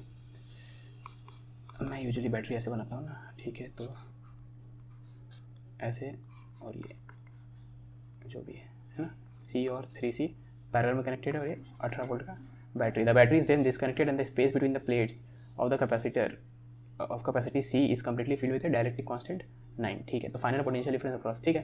तो बैटरी को डिस्कनेक्ट करने के बाद चार्ज तो कांस्टेंट रहने वाला है, ठीक है। खाली बैटरी को डिस्कनेक्ट किया, बाकी को ऐसे रख दिया। तो चलो पहले चार्ज निकाल लेते हैं। तो यहाँ पे आप देखोगे इसमें चार्ज हो जाएगा B इंटू सी 18, ठीक है। 18 इंटू सी है ना, वोल्टेज कितना है 18 है और कैपेसिटी कितना है, तो C इंटू वी 18C, इसमें चार्ज हो जाएगा 18 इंटू 3 54C, ठीक है। तो इसमें चार्ज हो जाएगा 18C और इसमें चार्ज हो जाएगा 54C, ठीक है। कनेक्टेड है अभी भी, तो वो दिखाने के लिए मुझे थोड़ा अच्छा ड्रॉ करना पड़ेगा, ठीक है। ये C है, ये 3C है, इसमें चार्ज है 18C, इसमें चार्ज है 54C, है ना। ये चार्जेस की बात हो रही है, ठीक है। ओके, चार्ज दोनों में पता चल गया हमें, है ना। बस बेसिकली इसमें चार्ज Q है तो इसमें चार्ज 3Q है, वैसा कर दो और Q का वैल्यू पुट कर दो, ठीक है। तो इसमें चार्ज Q है, इसमें चार्ज 3Q है, और नीचे वाले प्लेट में सिमिलरली -Q माइनस 3Q आ जाएगा, और Q का वैल्यू आप देखोगे तो 18 इंटू सी, ठीक है। ओके, अब हम लोग, ये हो गया बैटरी डिस्कनेक्ट के बाद ऐसा सिचुएशन है। अब हम लोग क्या किए, डायलेक्ट्रिक कांस्टेंट 9 फिल कर दिए C वाले कैपेसिटर में, इसमें 9 कर दिया ना। तो आफ्टर डायलेक्ट्रिक फिलिंग इसका कैपेसिटेंस हो जाएगा 9C, ठीक है। 9 इंटू सी, चार्ज तो अभी वही रहेगा, मतलब चार्ज की बात करेंगे अभी, रुको, एक्जैक्टली वही नहीं रहेगा, टोटल सिस्टम में चार्ज वही रहेगा, और ये 3C, ठीक है ना। अब क्योंकि ये लोग आपस में कनेक्टेड है तो इनका चार्ज आपस में एक्सचेंज हो सकता है, लेकिन ये सिस्टम आइसोलेटेड है, इस पूरे सिस्टम में बाहर से तो कोई चार्ज आ नहीं सकता। देख लो बैटरी उटरी है ही नहीं चार्ज सप्लाई करने के, तो इस सिस्टम का टोटल चार्ज कितना है 3Q प्लस Q यानी 4Q, तो यहाँ भी 4Q ही रहने वाला है। तो आपसे पूछा गया final potential difference across the combination क्या होगा, ठीक है। तो एक काम करते हैं, ठीक है। अगर हम लोग इसका इक्विवेलेंट लिखे तो इसका इक्विवेलेंट कितना हो जाएगा 9 3 12, है ना, 12C, ठीक है। इसका इक्विवेलेंट हो जाएगा 12C, और इसमें टोटल चार्ज कितना रहेगा, ये तो रहेगा 3Q प्लस 4Q, ठीक है। टोटल चार्ज कैपेसिटर में है 4Q और इक्विवेलेंट कैपेसिटर है इतना। तो इसके अक्रॉस आपसे पूछा है पोटेंशियल डिफरेंस, ठीक है। तो इसका अक्रॉस पोटेंशियल डिफरेंस V है, तो को पता है C into V is equal to charge होना चाहिए, capacitance into potential difference is equal to charge, ठीक है। तो यहाँ से V का वैल्यू क्या आ गया Q/3C, और Q का वैल्यू आप निकाल चुके हो। Q का वैल्यू कितना था 18C, Q का वैल्यू 18C यहाँ पुट कर दो, तो 6 वोल्ट हो जाएगा, ठीक है। बहुत ही आसान क्वेश्चन है ना। चार्ज खाली कंजर्व कर देंगे, बैटरी आने के बाद सिस्टम का चार्ज चेंज नहीं हो सकता। हाँ, इसका चार्ज Q से चेंज होगा कुछ और हो सकता है, इसका 3Q से चेंज होगा कुछ और हो सकता है, लेकिन सम ऑफ चार्ज इस पर इसमें जो चार्ज का सम रहेगा वो 4Q रहने वाला। इसलिए मैं इक्विवेलेंट से किया, पैरेलल में है तो इक्विवेलेंट कैपेसिटर निकालना आसान है, ठीक है। और charge on the capacitor parallel जो कॉम्बिनेशन होगा सिंपली सम हो जाएगा, ठीक है। In the given circuit charge Q2 on 2 microfarad capacitor changes as C is varied from 1 to 3, ठीक है। तो C का वैल्यू को हम लोग चेंज कर रहे हैं 1 से लेके 3 के बीच में, है ना। 1 से स्टार्ट करते धीरे धीरे बढ़ते 3 की है, तो Q2 is a function of C, Q2 as a function of C draw करना है। तो अगर कोई भी चीज़ ड्रॉ करना है तो पहले उसका मैथमेटिकल इक्वेशन पता कर लेंगे, ठीक है। तो चार्ज ऑन, ओके, Q2 है चार्ज ऑन 2 माइक्रोफैराड और Q2 as a function of C पूछा, ठीक है। तो बेसिकली देखो क्या है क्वेश्चन, इसके अक्रॉस, सॉरी, ये जो चार्ज है 2 माइक्रोफैराड का कैपेसिटर, इसमें चार्ज है Q2 और वो चार्ज का expression in terms of C निकालना पड़ेगा हमें, है ना। देखो कैसे निकालेंगे, तो इसके लिए क्या करेंगे, ये C है, ये 3 है ना, ये C है और ये 3 है, तो ये C है, सॉरी ये C है और ये कितना है, दोनों का कॉम्बिनेशन 3 है ना, पैरेलल में ना 1 और 2 3, ठीक है। अब इन दोनों पॉइंट के बीच का पोटेंशियल डिफरेंस कितना है, E के बराबर, ठीक है। तो अब क्योंकि ये दोनों सीरीज में है, this and this R series में है, तो दोनों का चार्ज क्या होगा, सेम होगा, ठीक है। तो Q सेम होगा। अब Q होता है C इंटू वी, ठीक है।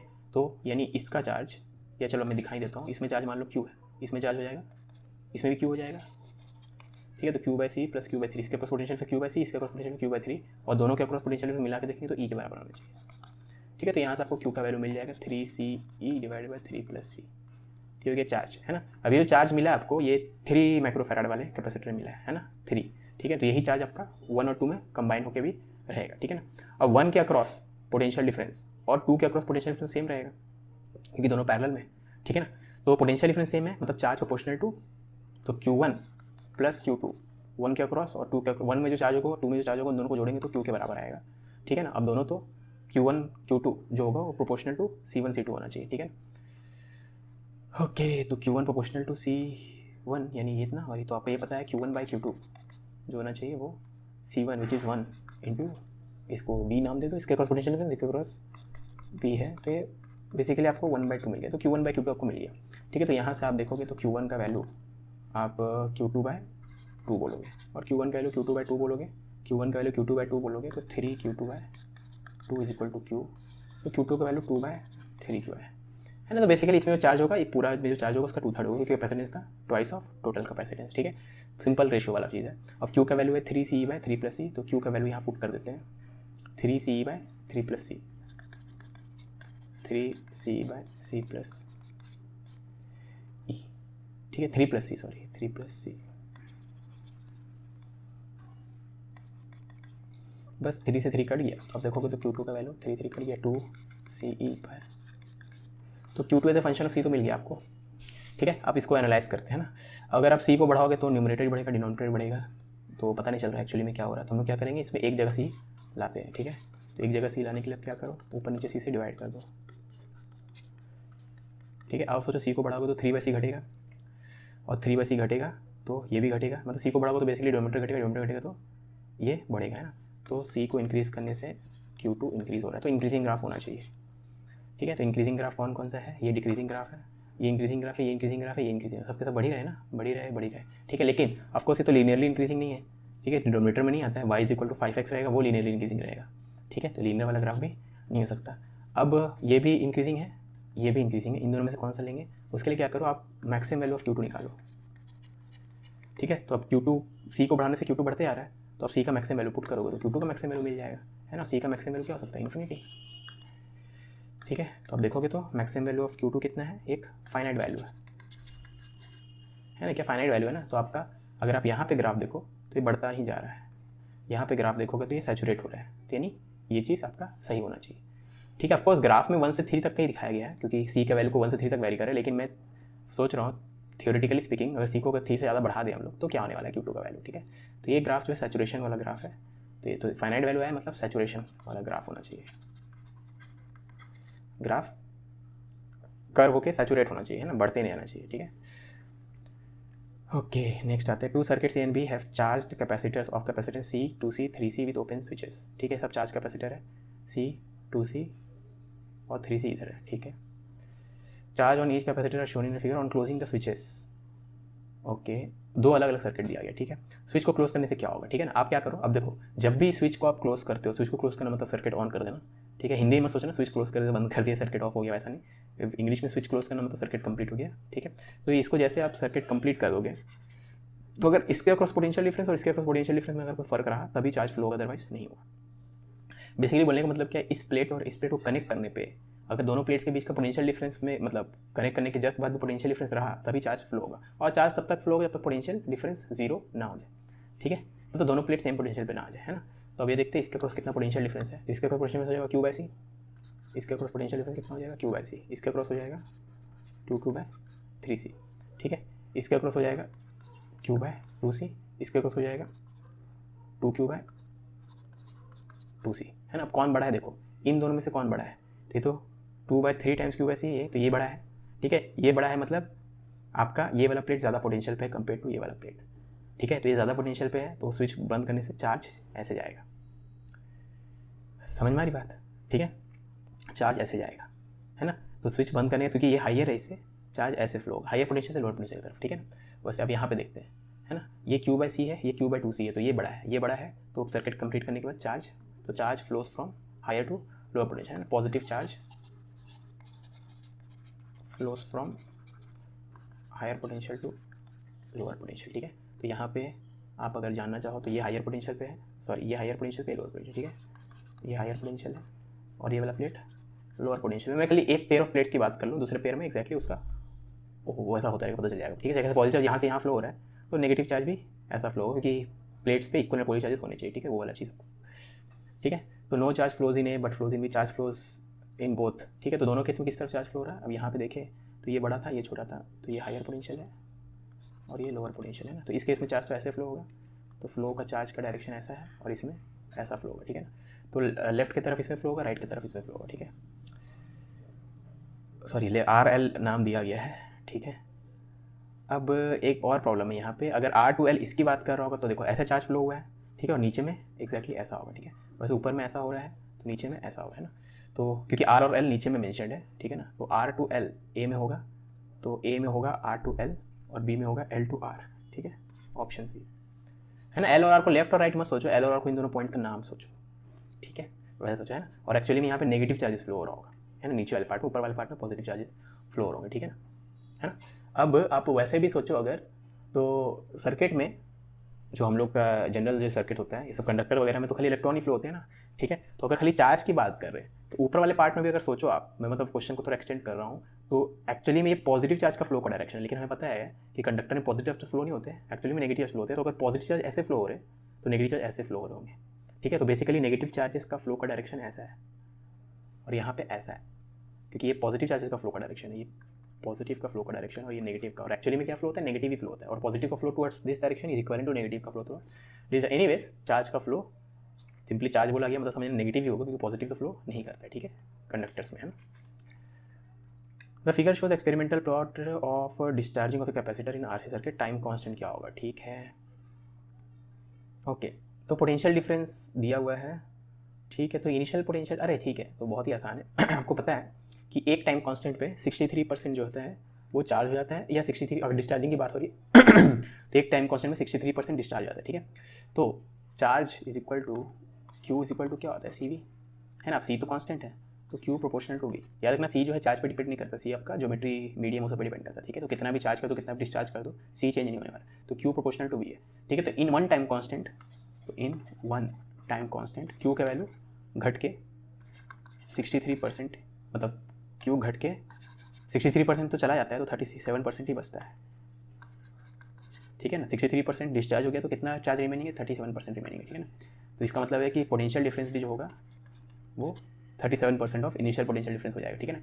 अब इस डायग्राम से इनिशियल पोटेंशियल डिफरेंस कितना है, T equal to 0 potential difference कितना है, इतना है, ठीक है ना। तो पोटेंशियल डिफरेंस भी चेंज होके 37% घट जाएगा एक टाइम कांस्टेंट, ठीक है। तो 25 वोल्ट है, तो 25 वोल्ट से 37.7 टाइम्स ऑफ 25 वोल्ट कितना होता है, पहले वो निकालते हैं कैलकुलेटर की तरह।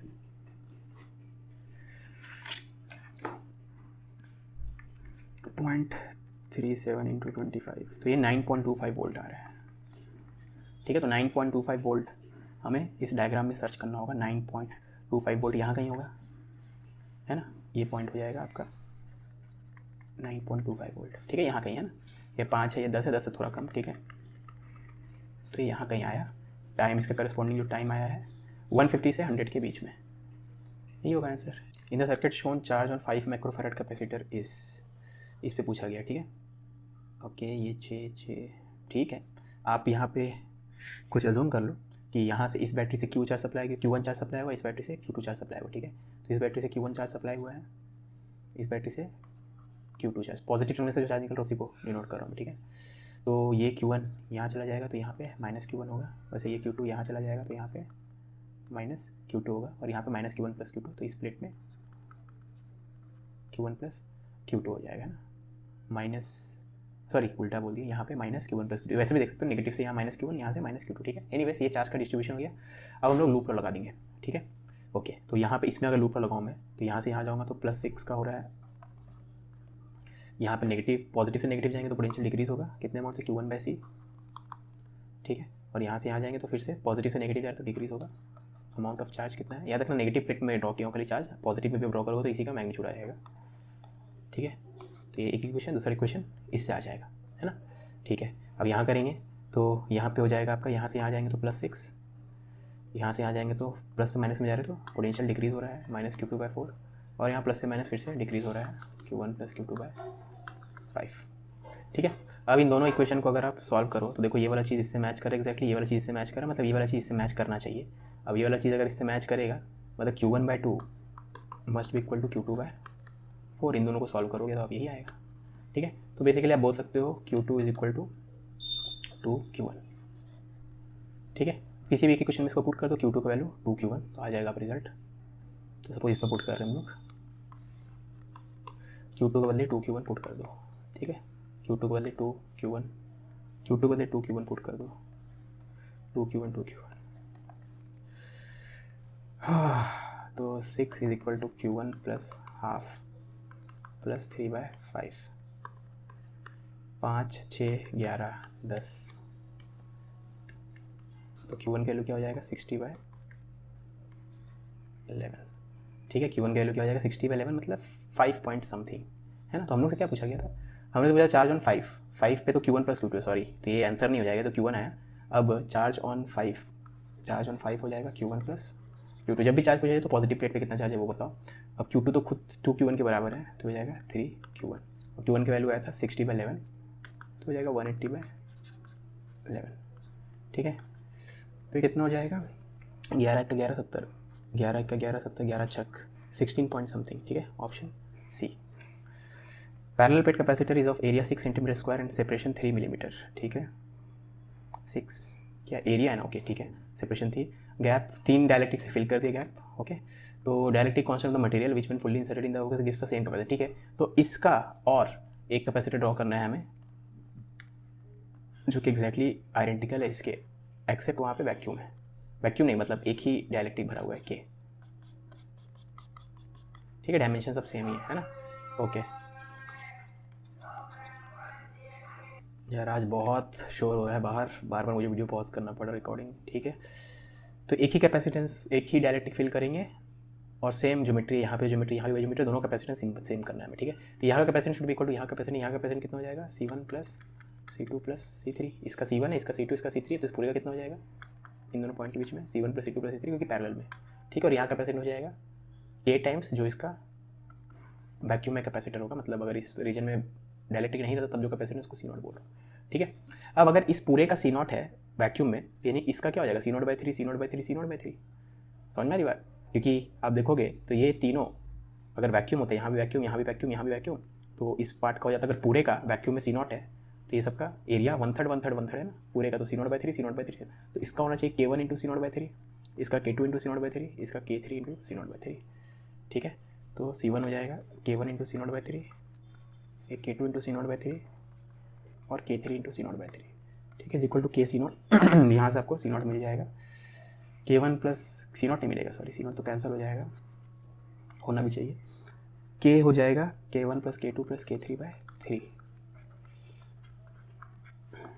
ठीक है। और K1 plus K2 plus K3 है 10 12 और ये 14 है प्रॉब्ली, है ना, प्रिंटिंग में कुछ प्रॉब्लम है, तो 22 और 14, 22 और 10 32, तो 36/3 यानी 12, ठीक है। तो ऑप्शन क्या हो जाएगा 12, ठीक है। इस चीज़ को आपको समझना जरूरी है कि अगर वैक्यूम वाले केस का C0 है, ये वैक्यूम है, इसमें इस पूरे का C0 है, तो इसको अगर 3 इक्वल पार्ट्स में तोड़ दे तो C0/3 C0/3 C0/3 होगा, ठीक है, okay. Sheet of aluminium foil of negligible thickness is introduce between the plates of a capacitor, तो कैपेसिटेंस का वैल्यू क्या होगा, ठीक है। तो पैरेलल प्लेट कैपेसिटर के बीच में हम लोग एक शीट ऑफ एल्यूमिनियम फॉइल डाल दिए, ठीक है। तो यह शीट ऑफ एल्यूमिनियम फॉइल मान लो, ठीक है। एल्यूमिनियम क्या होता है, कंडक्टर होता है ना, ठीक है। शीट बोला गया मतलब इसका थिकनेस नेग्लिजिबल है, तो अभी के लिए थिकनेस T मान लो, और T का वैल्यू हम लोग टेंडिंग टू 0 कर देंगे रिजल्ट निकालते हो, ठीक है। अब क्योंकि यहाँ तो वैक्यूम है तो यहाँ पे इलेक्ट्रिक फील्ड E0 होगा, यहाँ भी वैक्यूम है, यहाँ E0 होगा, लेकिन यहाँ तो हो जाएगा E0/K, ठीक है। इस रीजन में क्या हो जाएगा E0/K इलेक्ट्रिक फील्ड, है ना। अगर आप यहाँ पे इन दोनों पॉइंट्स के बीच का पोटेंशियल डिफरेंस निकालोगे, ठीक है, यहाँ से यहाँ के बीच का पोटेंशियल निकालोगे, तो अगर प्लेट्स के बीच का टोटल सेपरेशन D है, ठीक है, तो क्या मैं बोल सकता हूँ E0 इलेक्ट्रिक फील्ड एग्जिस्ट करता है D माइनस T लेंथ में, तो D माइनस T लेंथ के लिए तो पोटेंशियल डिफरेंस इतना रहेगा, मतलब इस गैप के अक्रॉस पोटेंशियल डिफरेंस प्लस इस गैप के अक्रॉस पोटेंशियल डिफरेंस हो जाएगा इतना, क्योंकि इस गैप का लेंथ और इस गैप का लेंथ को ऐड करेंगे तो D माइनस T हो जाएगा, ठीक है। तो ये हो गया पोटेंशियल डिफरेंस अक्रॉस वैक्यूम वाला पार्ट, इस वाले वैक्यूम वाला पार्ट और इस वाले वैक्यूम वाला पार्ट का सम, और पोटेंशियल डिफरेंस अक्रॉस दिस हो जाएगा E0/K इंटू ए अक्रॉस एल्यूमिनियम, इतना हो जाएगा, है ना। ये आपको हो जाएगा नेट पोटेंशियल डिफरेंस, ठीक है। आपको क्या पूछा गया कैपेसिटेंस, ठीक है। तो नेट पोटेंशियल डिफरेंस इतना हो गया, कैपेसिटेंस क्या होता है Q/B, है ना। अब अगर आप थिकनेस को 0 करोगे तो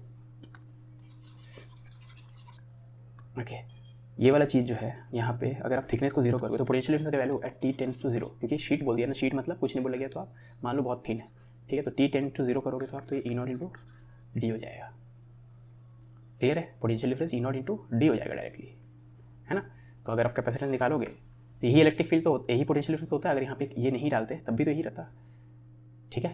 तो यानी कैपेसिटेंस अगर निकालोगे सी बाई वी करोगे भी तो सी का वैल्यू, सॉरी कैपेसिटेंस निकालना मैं क्यू लिख रहा हूँ, सी का वैल्यू निकालना है, C equal to Q by V करोगे भी, ठीक है। तो क्यू को क्यू रहने दो और ये क्या है ई नॉट, ठीक है। अभी क्यू क्या होता है, क्यू होता है आपका चार्ज, इलेक्ट्रिक फील्ड से कैसे कनेक्टेड रहेगा, एप्सिलॉन नॉट। इलेक्ट्रिक फील्ड क्या होता है, इलेक्ट्रिक फील्ड होता है sigma by epsilon nought, sigma by epsilon nought, ठीक है। और सिग्मा क्या हो जाएगा, क्यू बाय ए, सिग्मा बदले क्यू बाय ए पुट करोगे तो A epsilon nought by D, तो अनचेंज्ड, ये तो वही है जो अनचेंज्ड है ना। अगर आप इन प्लेट्स के बीच में अगर इसको नहीं रखते तब भी वही रहेगा, तो इट रिमेन्स अनचेंज्ड। समझ में आ रही बात, ये आपका कैपेसिटेंस है, ऐसे वैक्यूम वाले केस का भी तो यही है, ठीक है। वही डी सेपरेशन, प्लेट का area A,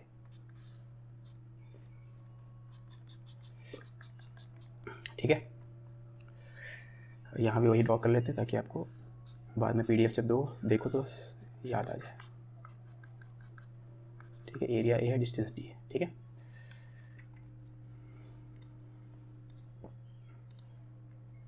To establish an instantaneous current of 2 ampere through a 1 microfarad capacitor, the potential difference across the capacitor should be changed at the rate of, ठीक है। ये तो बहुत क्वेश्चन पढ़ने में बहुत हार्ड लग रहा है लेकिन बहुत आसान है।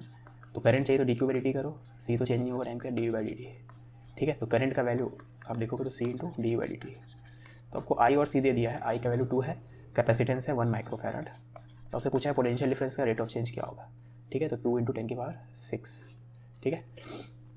The energy stored in the electric field produced by a metal sphere is 4.5 joule, ठीक है। If the sphere contains 4 microcoulomb charge, its radius will be, ठीक है। तो अब देखो ये तो आपका आइसोलेटेड स्फीयर है, आइसोलेटेड स्फीयर मतलब कैपेसिटेंस का कितना होता है, आइसोलेटेड 4 पाई एप्सिलॉन आर, ठीक है। तो एनर्जी क्या हो जाएगा, हाफ सी बी स्क्वायर, ये होता है ना एनर्जी स्टोर्ड इन कैपेसिटर, ठीक है। तो हमें चार्ज बोल दिया ना, तो क्यू स्क्वायर बाई 2 से लिखो, क्योंकि चार्ज दिया हुआ है तो उससे जल्दी आएगा, है ना। तो आप देखोगे तो आपसे क्या पूछा गया है, रेडियस पूछा गया, ठीक है। सी का वैल्यू कितना है, इतना 8 पाई एप्सिलॉन नॉट आर, ठीक है। तो यहाँ से आर का वैल्यू आपको मिलेगा Q square by 8 pi epsilon naught into E, बस अब वैल्यू पुट कर दो, क्यू स्क्वायर चार्ज कितना है इसमें 4, तो 4 माइक्रोकूलम, ठीक है। 1 बाई 4 पाई एप्सिलॉन नॉट कितना होता है, तो उसका आधा है, 8 है, आधा है मतलब 9 बाय 2 कर दो, ठीक है। और ई क्या है, एनर्जी 4.5 है, सही है ना। बस तो ये भी 9, ये भी 9, तो ये 16 इंटू 10 की पावर 8 8 16, ठीक है। कुछ गड़बड़ है क्या, 6 दूनी 12, ओके ओके ओके, मैंने 12 है यहाँ पे, -3, ठीक है। तो 16 मिलीमीटर आ जाएगा, ये ऑप्शन डी है ना। ऑल्टरनेटिवली आप ये कर सकते थे कि आप एनर्जी स्टोर्ड दिया हुआ है तो आप इंटीग्रेशन ऑफ वो होता है ना energy density over R to infinity आप 4.5 करते तो उस इंटीग्रेशन से आर की वैल्यू आती, लेकिन ये सिंपल तरीका है, ठीक है। In the circuit switch S is close at T equal to 0, ठीक है।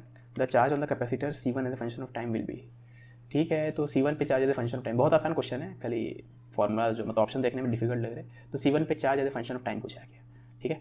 तो बहुत ही आसान है, तो इसमें जितना चार्ज होगा इसमें भी उतना ही चार्ज होगा, ठीक है। तो आप अगर इसका इक्विवेलेंट ड्रॉ करो, इक्विवेलेंट कितना हो जाएगा C1 प्लस C2, ठीक है। तो आपको पता है, ये आपको चार्जिंग ऑफ कैपेसिटर से पता है, charge as a function of time क्या होता है, ए आपका जो भी सी इक्विवेलेंट है, ठीक है। एक ही कैपेसिटर का पढ़ो ना charging of a single capacitor, तो वही उस कैपेसिटर कैपेसिटर कितना है C1 प्लस C2 है, ठीक है ना। तो C इंटू इसका E M F, C into E है ना, 1 माइनस ई की power minus T by R times C1 plus C2, ठीक है। ये थोड़ा राइटिंग अच्छा करके लिखते हैं ना, आर C1 प्लस C2, ठीक है। बस यही आपका आंसर है। अब आप बोलोगे सर ये तो इक्विवेलेंट कैपेसिटेंस पे, अरे भाई इक्विवेलेंट कैपेसिटेंस जो चार्ज होता है वही तो इस पर भी होगा। ये मत बोलना इक्विवेलेंट में 2C क्यू चार्ज है, नहीं, बैटरी चार्ज तो क्यू ही सप्लाई कर रहा है ना, वो तो यहाँ कंजर्वेशन चार्ज से माइनस क्यू प्लस क्यू आता है, जो भी है यही हो जाएगा क्यू, तो यही आपका आंसर हो जाएगा C1 प्लस C2। तो C1 प्लस C2, ओके। अरे मैं एक गलती किया हूँ, मैं C1 और C2 का इक्विवेलेंट को C1 प्लस C2 लिख दिया, ये C इक्विवेलेंट होगा, ठीक है। ये तो पैरेलल में नहीं है ना, सीरीज़ में है ना, मतलब वही है, पैरेलल में सीरीज़ का फॉर्मूला यूज़ कर लिया, जो भी है सी इक्विवेलेंट बोलो इसको अभी के लिए तो, ठीक है, यही होगा सी इक्विवेलेंट, जो भी हो C1 C2 को इक्विवेलेंट सी इक्विवेलेंट। तो एक कैपेसिटर जब बैटरी से कनेक्ट होता है तो आपको पता है C into E M of battery 1 minus E T R by T by R C, ठीक है, बस वही, तो ये आज का आंसर सी हो जाएगा, ठीक है, नहीं सॉरी ए हो जाएगा, ए में 1 माइनस है ना। Parallel plate capacitor with square plate is filled with 4 dielectrics, ठीक है, K1 K2 K3 K4 arrange as shown, ठीक है। द इफेक्टिव डायलेक्ट्रिक, इफेक्टिव मतलब क्या, इस पूरे रीजन को सिर्फ एक से भरते तो क्या होता है, ठीक है। तो पहले आप इसको ऐसे समझो, मान लो इस पूरे रीजन में जब वैक्यूम है तब इसका, इस पूरे कैपेसिटर कैपेसिटेंस कितना है, C0 है, ठीक है, तो वैक्यूम में C0 है ना। तो अब इसको देखते हैं, इस पार्ट का ओरिजिनल पार्ट के कंपैरिजन में डिस्टेंस, मतलब डिस्टेंस विद द प्लेट भी आधा है और एरिया भी आधा है, ठीक है। तो इसका कैपेसिटेंस क्या होता है, पैरेलल प्लेट कैपेसिटेंस, इस पार्ट का कैपेसिटेंस आप देखोगे तो एप्सिलॉन नॉट, एप्सिलॉन को भूल जाओ अभी के लिए, A बाई डी आता है, तो एरिया भी आधा हो गया है, डी भी आधा हो गया है, ठीक है ना। तो आप देखोगे तो एप्सिलॉन नॉट, एरिया भी आधा हो गया है, डी भी आधा हो गया है ना, इस पार्ट का देखें तो, किसी एक पार्ट का देखें तो एरिया भी आधा डी भी आधा हो गया, तो बेन वही चीज़ आ जाएगा, epsilon nought A by D which is nothing but C0, ठीक है। तो अगर इसका, इस पूरे का C0 है तो इंडिविजुअल पार्ट्स का भी C0 ही होगा, क्योंकि चारों पार्ट आइडेंटिकल है, सबका सेम ही होगा, ठीक है। अब अगर हम लोग डायलेक्ट्रिक फिल करते K1 K2 तो K1 भर देंगे तो इससे रीजन कितना हो जाएगा, K1 C0, इसका K2 C0, इसका K3 C0, इसका K4 C0, है ना। K भरने से K टाइम्स बढ़ जाता है, ठीक है। तो इफेक्टिव डायलेक्ट्रिक कांस्टेंट क्या होगा, इस पूरे का डायलेक्ट्रिक कांस्टेंट क्या होगा वो देखते हैं, ठीक है। चलो थोड़ा मेहनत लगेगा, तो इसका आप अगर देखो तो ये दोनों एक के बाद देखें मतलब सीरीज़ में, वैसे ये दोनों भी एक के बाद देखें मतलब सीरीज़ में, ठीक है।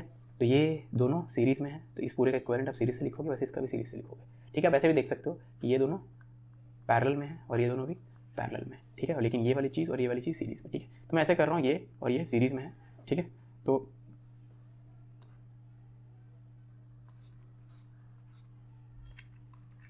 मैं क्या कर रहा हूँ, ऐसे, ये और ये सीरीज़ में है, ठीक है। तो इसका इक्विवेलेंट हो जाएगा K1 ये divide by this plus this, series में ही होता है ना, ठीक है, ज्योमेट्रिक मीन वाला चीज़ है ना, this into this divide by this plus this, और ये दोनों पैरेलल में है, सॉरी ये दोनों भी सीरीज़ में है, बाद में ना पैरेलल आएगा अभी, ठीक है। ऊपर वाले पार्ट में ये दोनों सीरीज़ में थे तो this into this divide by this plus this, वैसे नीचे वाले पार्ट का इतना, ठीक है ना। ओके, अब ये ऊपर वाले पार्ट को थोड़ा सिंप्लीफाई करें तो K1 K2 divide by K1 plus K2 आ रहा है, तो ऊपर वाले पार्ट का कैपेसिटेंस इतना हो गया और नीचे वाले पार्ट का capacitance similarly K3 K4 divide by K3 plus K4, ठीक है। ऊपर वाले पार्ट का कैपेसिटेंस लिख दिया हम लोग, नीचे वाले पार्ट का भी कैपेसिटेंस लिख दिए, है ना।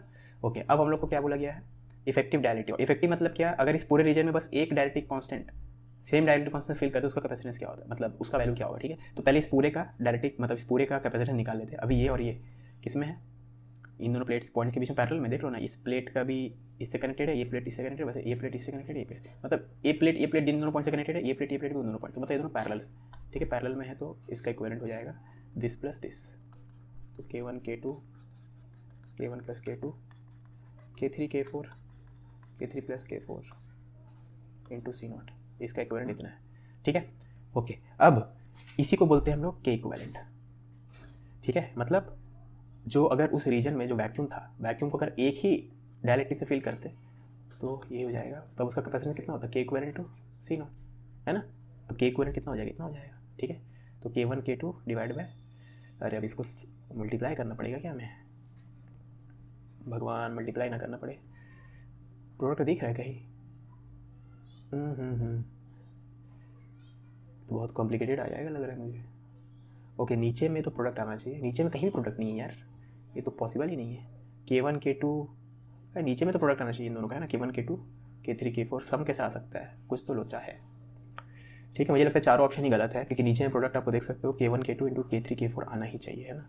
क्वेश्चन में सही रीड कर रहा हूँ, इफेक्टिव डायलेक्ट्रिक कांस्टेंट, हाँ इफेक्टिव मतलब वही है, अगर इफेक्टिव डायलेक्ट्रिक कांस्टेंट को K इक्विवेलेंट से नोट कर रहे हो तो K इक्विवेलेंट इंटू वैक्यूम वाला कैपेसिटेंस पूरे कैपेसिटर के लिए शुड बी इक्वल टू अभी जो मिल रहा है आपको, ठीक है।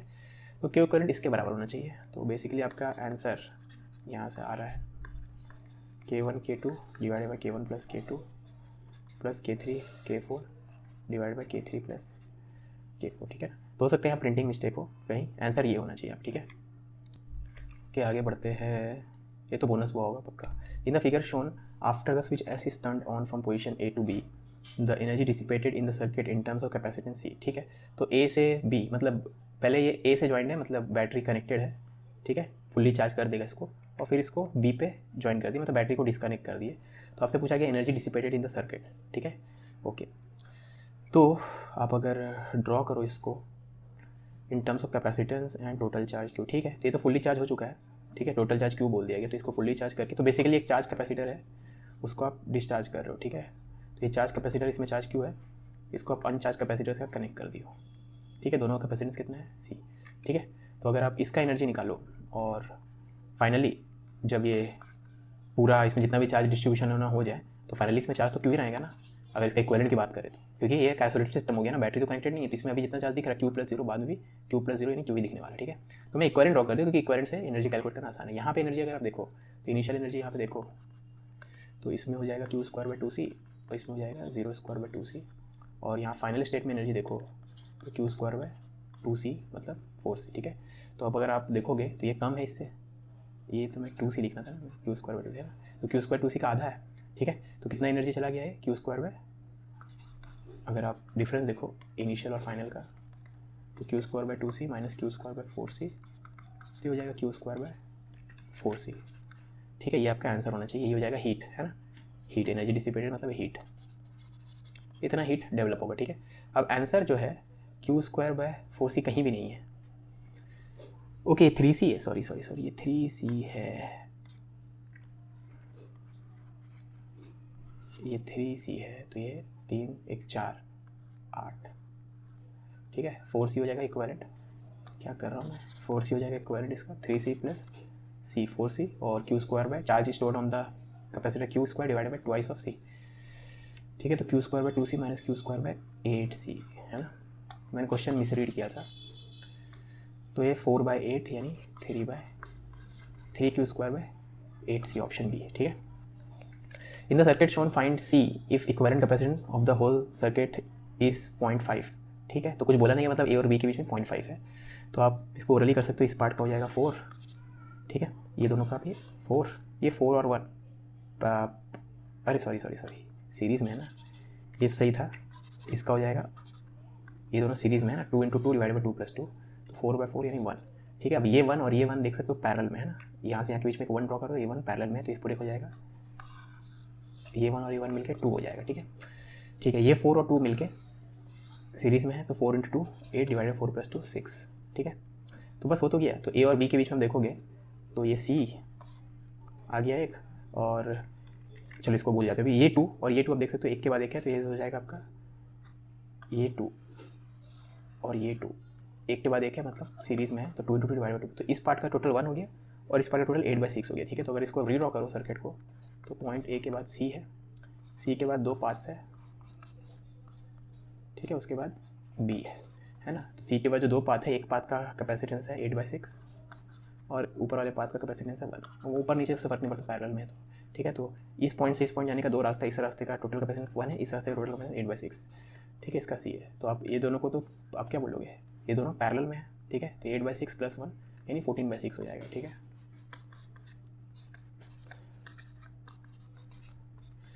तो इसका इक्विवेलेंट कितना हो जाएगा, c × 14/6 डिवाइडेड बाई c + 14/6, या यहाँ पे तो उल्टा कर देते इक्विवेलेंट के लिए, है ना, एक ही चीज़ है, कैलकुलेशन मुझे लगता है आसान हो जाएगा वैसे, 1/c + 1/this is equal to 1/c equivalent, है ना, और c इक्विवेलेंट कितना है, c इक्विवेलेंट आपको दे दिया क्वेश्चन में 0.5। ठीक है, ये c इक्विवेलेंट है अकॉर्डिंग टू द क्वेश्चन, है ना, बस 1/c इज इक्वल टू 2 - 6/14, 28 में से 6 गया 22, तो c का वैल्यू 14/22, 2 7 2 11, 7/11 ऑप्शन ए। ठीक है, तो इस क्वेश्चन में आपको बोला गया एक पैरेलल प्लेट कैपेसिटर है जिसका कैपेसिटेंस इतना है, ईएमएफ इतने ईएमएफ की बैटरी से कनेक्ट किया गया है, अगर dielectric material of dielectric constant इतना is inserted in the plate, तो मैग्नीट्यूड ऑफ इंड्यूस चार्ज क्या होगा। ठीक है, तो इंड्यूस चार्ज का मैग्नीट्यूड हम लोग थ्योरी में पढ़े थे, charge on capacitor into 1 - 1 by dielectric constant. ठीक है, अब चार्ज ऑन कैपेसिटर तो c × v होगा, अब कैपेसिटेंस की वैल्यू खुद k टाइम्स बढ़ जाएगी, तो c × v।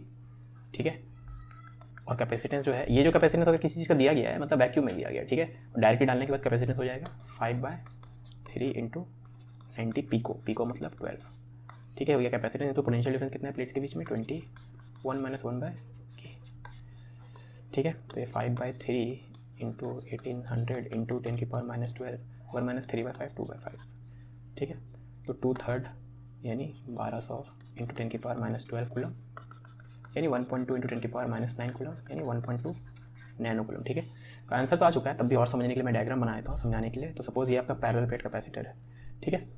ओके, अब इसमें आप डायलेक्ट्रिक डाले हो और बैटरी से कनेक्टेड है, ठीक है ना।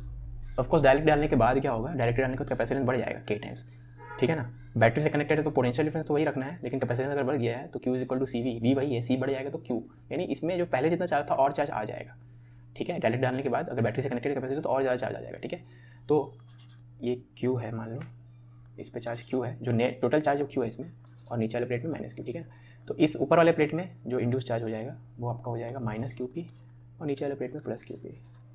इंड्यूस्ड वर्ड नहीं बोलना चाहिए, पोलराइज्ड, मतलब जो भी है बोल देता है तो कभी कभी बोल देता है, लेकिन बोल तो सकते ही है, सॉरी मैं पोलराइज्ड चार्ज बोलता हूँ, ठीक है उसको, ठीक है, उससे क्या फ़र्क पड़ता है। तो इस प्लेट में नेगेटिव है कि इसमें पॉजिटिव, खाली यहाँ पे ध्यान रखना है कि ये वाला Q जो होगा ये एक्चुअली में आपका K times C0 new capacitance into potential difference, क्योंकि बैटरी से कनेक्टेड है उसके बाद ये डाला गया है ना, ठीक है ना।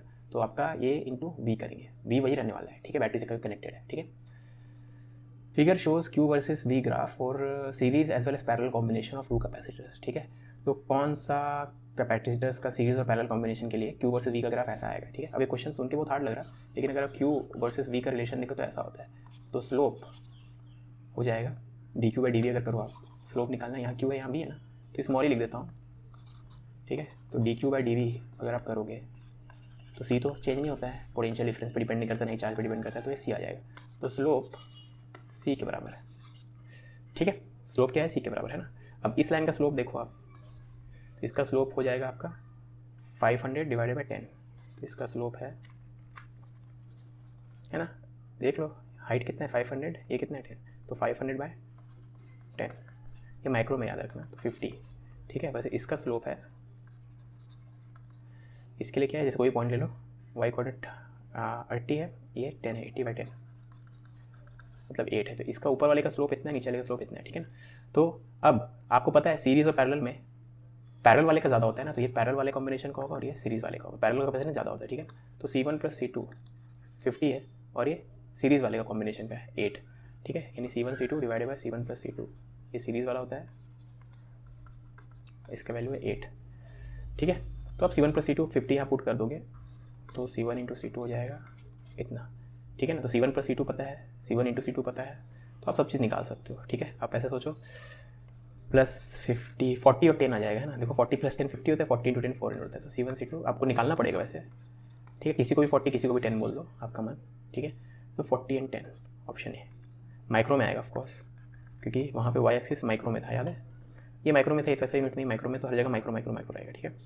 To capacitors of capacitance C and 2C are charge to potential difference V and 2V respectively. These are then connected in parallel in such a manner that the positive terminal of one is connected to the negative terminal of the other. Final energy of the combination क्या है, ठीक है। तो C को V से charge किए, ठीक है, और यहाँ पे 2C को 2V से चार्ज किए, तो ये C है, ये 2C है, ठीक है।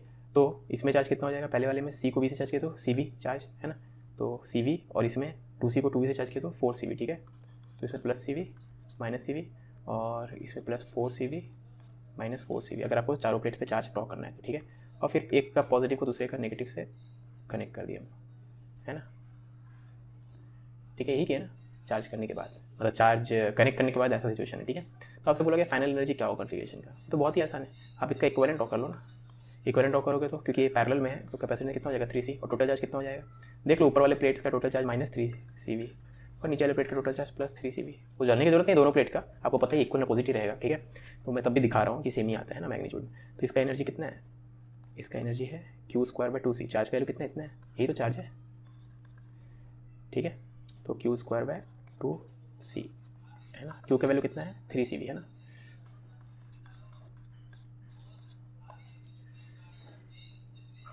तो 9CV²/6, तो 3/2CV², ठीक है, 3/2CV², ऑप्शन बी है ना।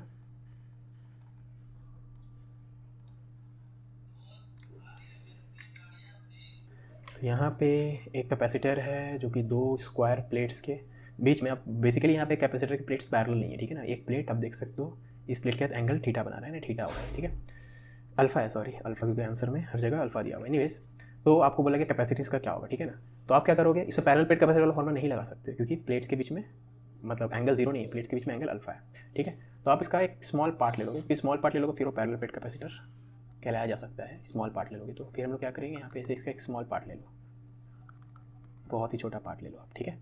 ओके, अब ये जो स्मॉल पार्ट है इसका कैपेसिटेंस मान लो कितना है, DC, ठीक है। तो इस पूरे कैपेसिटेंस क्या हो जाएगा, ऐसे करके DC बहुत सारे स्मॉल पार्ट है, सबके सब क्या है, पैरेलल में तो जुड़े हुए हैं, ठीक है ना, अगल बगल है ना, सब पैरेलल में है।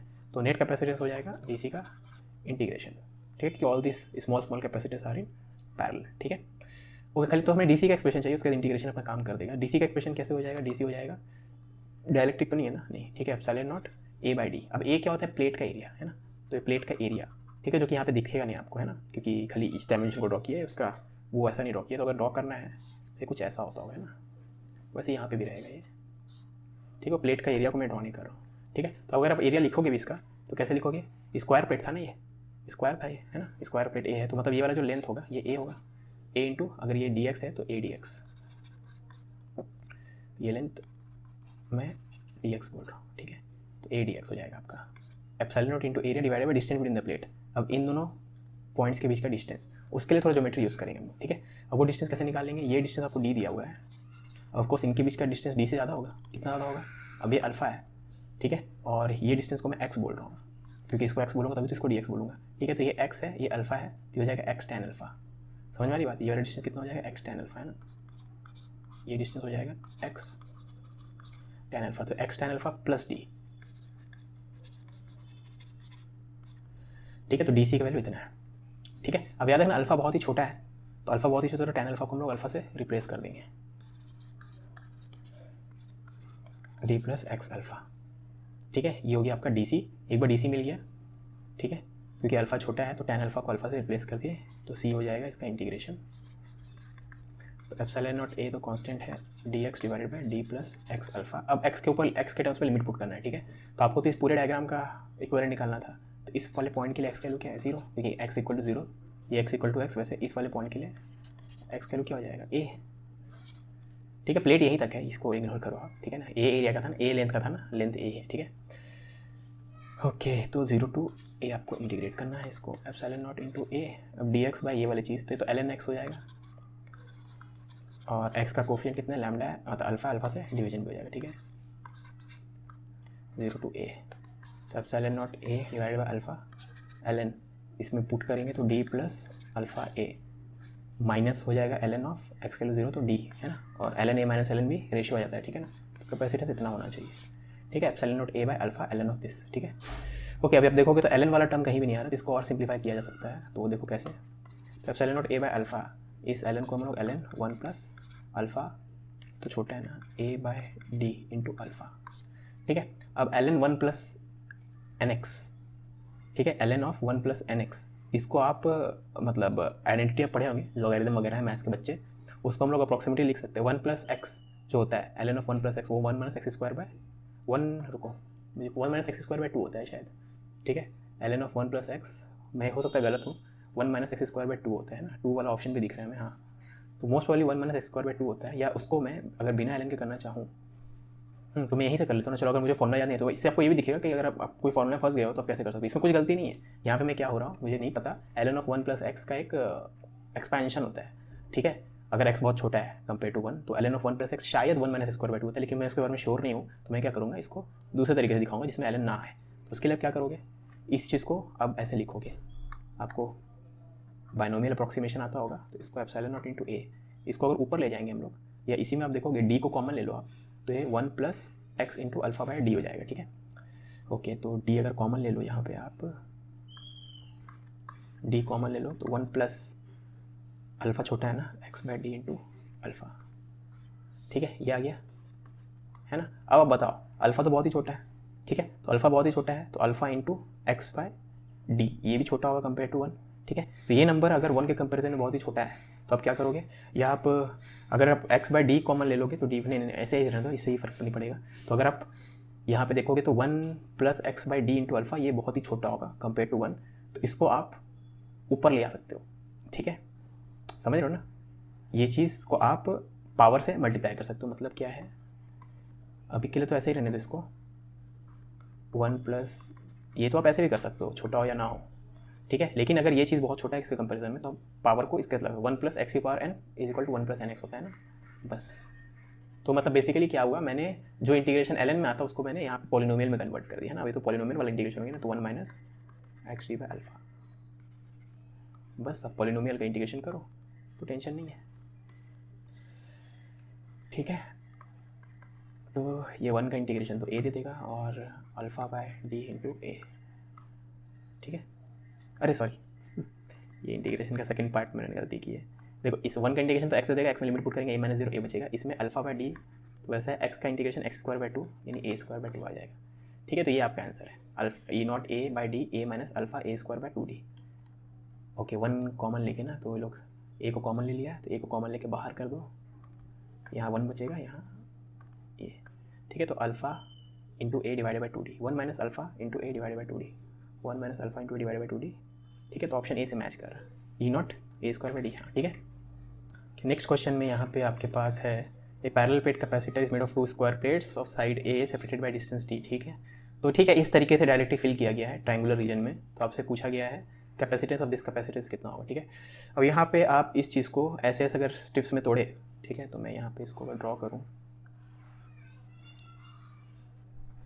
तो इसका ऐसा है ना, ठीक है। तो मैं ऐसा स्ट्रिप में तोड़ रहा हूँ इसको, ठीक है, ऐसे ऐसे स्ट्रिप्स में तोड़ूंगा।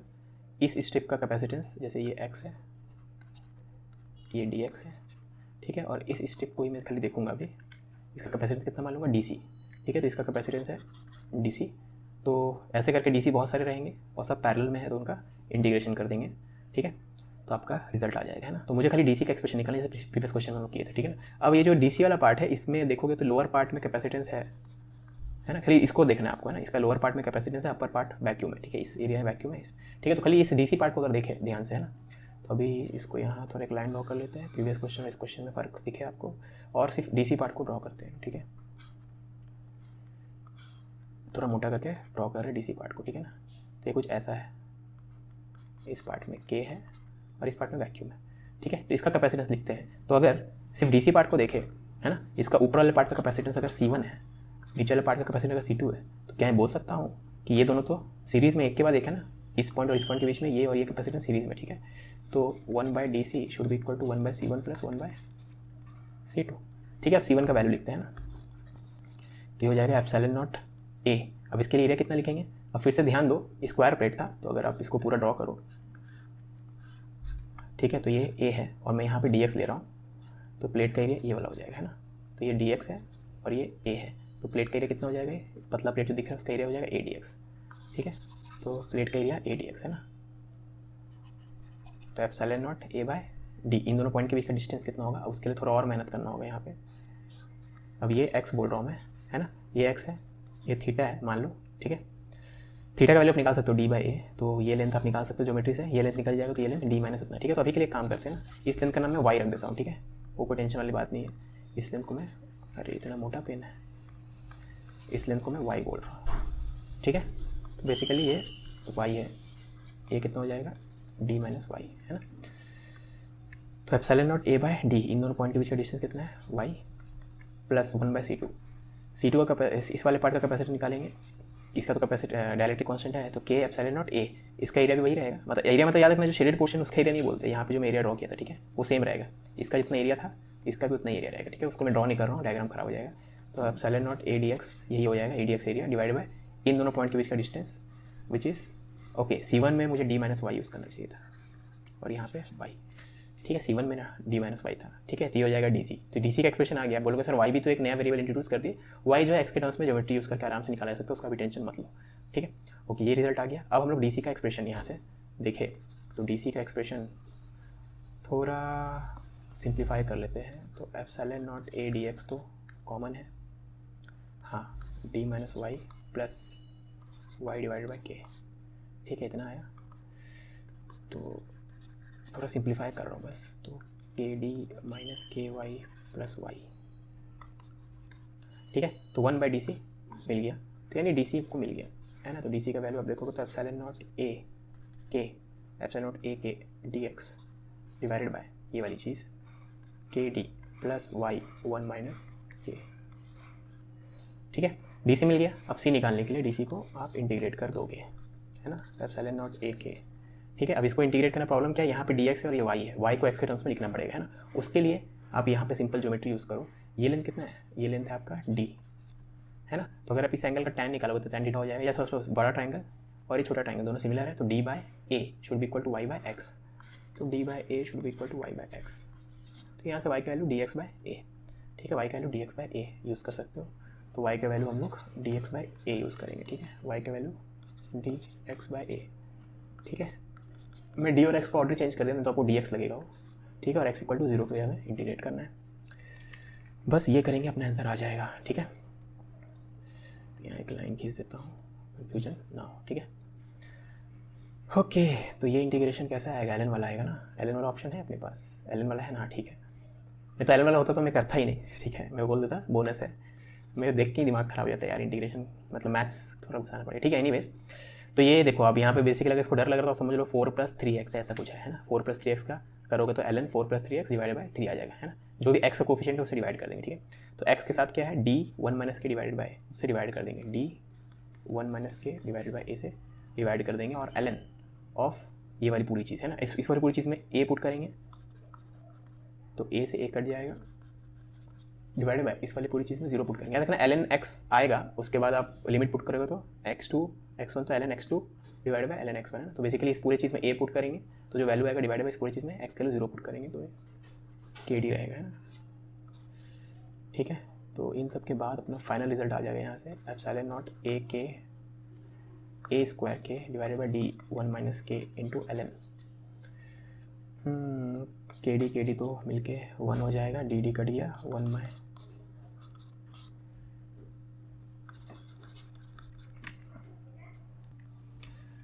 तो कितना आएगा ये ln 1 बाय के d 1 - के। ठीक है, ओके। अब ऑप्शन में ln ऑफ 1 बाय के नहीं, इस मतलब मैंने अपना गलत है। आप ln ऑफ 1 बाय के को ln के लिख सकते हो, लेकिन विथ माइनस साइन। तो इस पूरी चीज़ माइनस साइन अगर इंट्रोड्यूस कर दें तो नीचे में क्या हो जाएगा, k - 1 कर देना इसको। ठीक है, और फिर ln के हो जाएगा, है ना। ये प्रॉपर्टी होता है लॉगरिथम का। ठीक है, माइनस मतलब ये रेशियो को आप उल्टा कर दोगे तो माइनस साइन डालना होगा, माइनस साइन नीचे में ऑब्जर्व होकर उल्टा हो जाएगा। तो एप्सिलॉन नॉट a स्क्वायर के, तो इसको मैं ऊपर कॉपी करके ले जाता हूँ ना, मैच करने में आसानी होगा अपने को ना। तो अब देखो किससे मैच हो रहा है, ये ऑप्शन बी से मैच हो रहा है ना, ऑप्शन बी से। ठीक है, तो ऑप्शन बी से अपना मैच हो गया। क्वेश्चन आसान था, थोड़ा लंबा होगा क्योंकि इंटीग्रेशन आसान वाला इंटीग्रेशन नहीं। ठीक है, थोड़ा टाइम लगेगा। Space between the parallel plate capacitor is fill is a dielectric which varies with distance as per this relation. ठीक है, तो capacitance would be related to its vacuum capacitance as. ठीक है, तो आपका डायलेक्ट्रिक से भरा गया है, लेकिन डायलेक्ट्रिक यहाँ पे वेरिएबल है। ठीक है, मतलब ज्योमेट्री में वेरिएबल नहीं है, डायलेक्ट्रिक कांस्टेंट ही वेरिएबल है ना। मतलब ये है कि varies with distance as per the relation. ठीक है, अब ये डिस्टेंस कैसा है, मतलब डिस्टेंस ऐसे चेंज कर रहे हैं, एक्स को ऐसे नाप रहे कि ऐसे नाप रहे, वो नहीं बताया गया है। ठीक है, तो मैं ऐसा मान लेता हूँ। ठीक है, पैरेलल ओके। तो अब देखो इसका इंटरप्रिटेशन ऐसा है, अगर ये पैरेलल प्लेट कैपेसिटर है ना, यहाँ से डिस्टेंस एक्स माने तो इस एक्स पे जो थिन स्लाइस होगा डी एक्स, ये जो डी एक्स स्लाइस होगा, ठीक है, ये x है, ये dx है ना। इस dx स्लाइस का dielectric constant k0 plus lambda x। ठीक है, अगर x ऐसे नाप रहे तो, अगर लेकिन x ऐसे नापेंगे तो अलग डायग्राम हो जाएगा। तो मैं इस डायग्राम के लिए सॉल्व कर रहा हूँ, क्वेश्चन में क्लियर नहीं है, पता नहीं चल रहा, मैं वही बार बार पढ़ रहा था, पता नहीं चल रहा क्वेश्चन। ठीक है, या तो इनको डायग्राम दे देना चाहिए था, डायग्राम नहीं दिया तो मैं ऐसे भी x नापता तो ऐसे नापूंगा तो ऑफकोर्स उस समय फिर ऐसे ऐसे वैरी हो रहा है। ठीक है, तो उसका डिफरेंट आएगा ना आपको। तो यहाँ पे मैं इसका मान के कर रहा हूँ, हो सकता है मैं गलत होगी, question is open to interpretation, ये बताया नहीं गया। ठीक है, तो मैं क्या करूँगा, अगर आप इसका कैपेसिटेंस को डीसी बोलोगे तो ये सब ऐसे ऐसे जो एक के बाद एक कनेक्टेड है, लोग एक के बाद एक कनेक्टेड है, मतलब सीरीज में। ठीक है ना, तो आपका इक्विवेलेंट निकालने के लिए 1/c इक्विवेलेंट आपको 1/dc 1/dc 1 + 1/dc, समझ में आ रहा है ना। ये सब डीसी डीसी सब पैरेलल में नहीं है, सीरीज में, तो डायरेक्टली ऐड नहीं कर सकते, रेसिप्रोकल को ऐड करोगे तो आपको इक्विवेलेंट का रेसिप्रोकल मिल जाए। ठीक है, तो डीसी का एक्सप्रेशन पहले निकाल लेते हैं। तो ये तो parallel plate capacitor shaded portion, खाली शेडेड पोर्शन को ध्यान दो, डीसी निकालते वक्त बाकी पूरे को मत देखो, खाली शेडेड पोर्शन देखो। ठीक है ना, तो डीसी हो जाएगा आपका के का वैल्यू इतना है, एप्सिलॉन नॉट a/d। ठीक है, तो ये स्क्वायर प्लेट है, तो स्क्वायर प्लेट है तो वो वाला डायमेंशन जो मैं ड्रॉ नहीं करता हूँ वो a हो जाएगा, जो अंदर की तरफ जा रहा होगा ए, और इसका विथ कितना है dx, तो इसका एरिया कितना हो जाएगा प्लेट का ADX। एरिया मतलब जो शेडेड पोर्शन है उसका एरिया कभी नहीं होता है, वो एरिया तो जो तुमको दिखता नहीं डायग्राम में, ठीक है ना, वो प्लेन के अंदर जाएगा, ठीक है, ADX हो जाएगा, ADX नहीं सॉरी A स्क्वायर ही रहेगा, यहाँ पे A स्क्वायर ही रहेगा, है ना। अब मतलब अगर मैं समझाना चाहूँ तो यहाँ पे मैं ड्रॉ करके दिखाता हूँ, ये आपका स्क्वायर प्लेट, ठीक है, ADX नहीं होगा सॉरी, DX तो वैसा ही है ना, ये आपका स्क्वायर प्लेट है ना, थोड़ा और तिरछा बनाना चाहिए मुझे ये, और यहाँ पे एक और स्क्वायर प्लेट है ना, ठीक है, थोड़ा ख़राब हो डायग्राम लेकिन एनीवेज काम हो जाएगा अपना। हम जो DX थिकनेस देख रहे हैं वो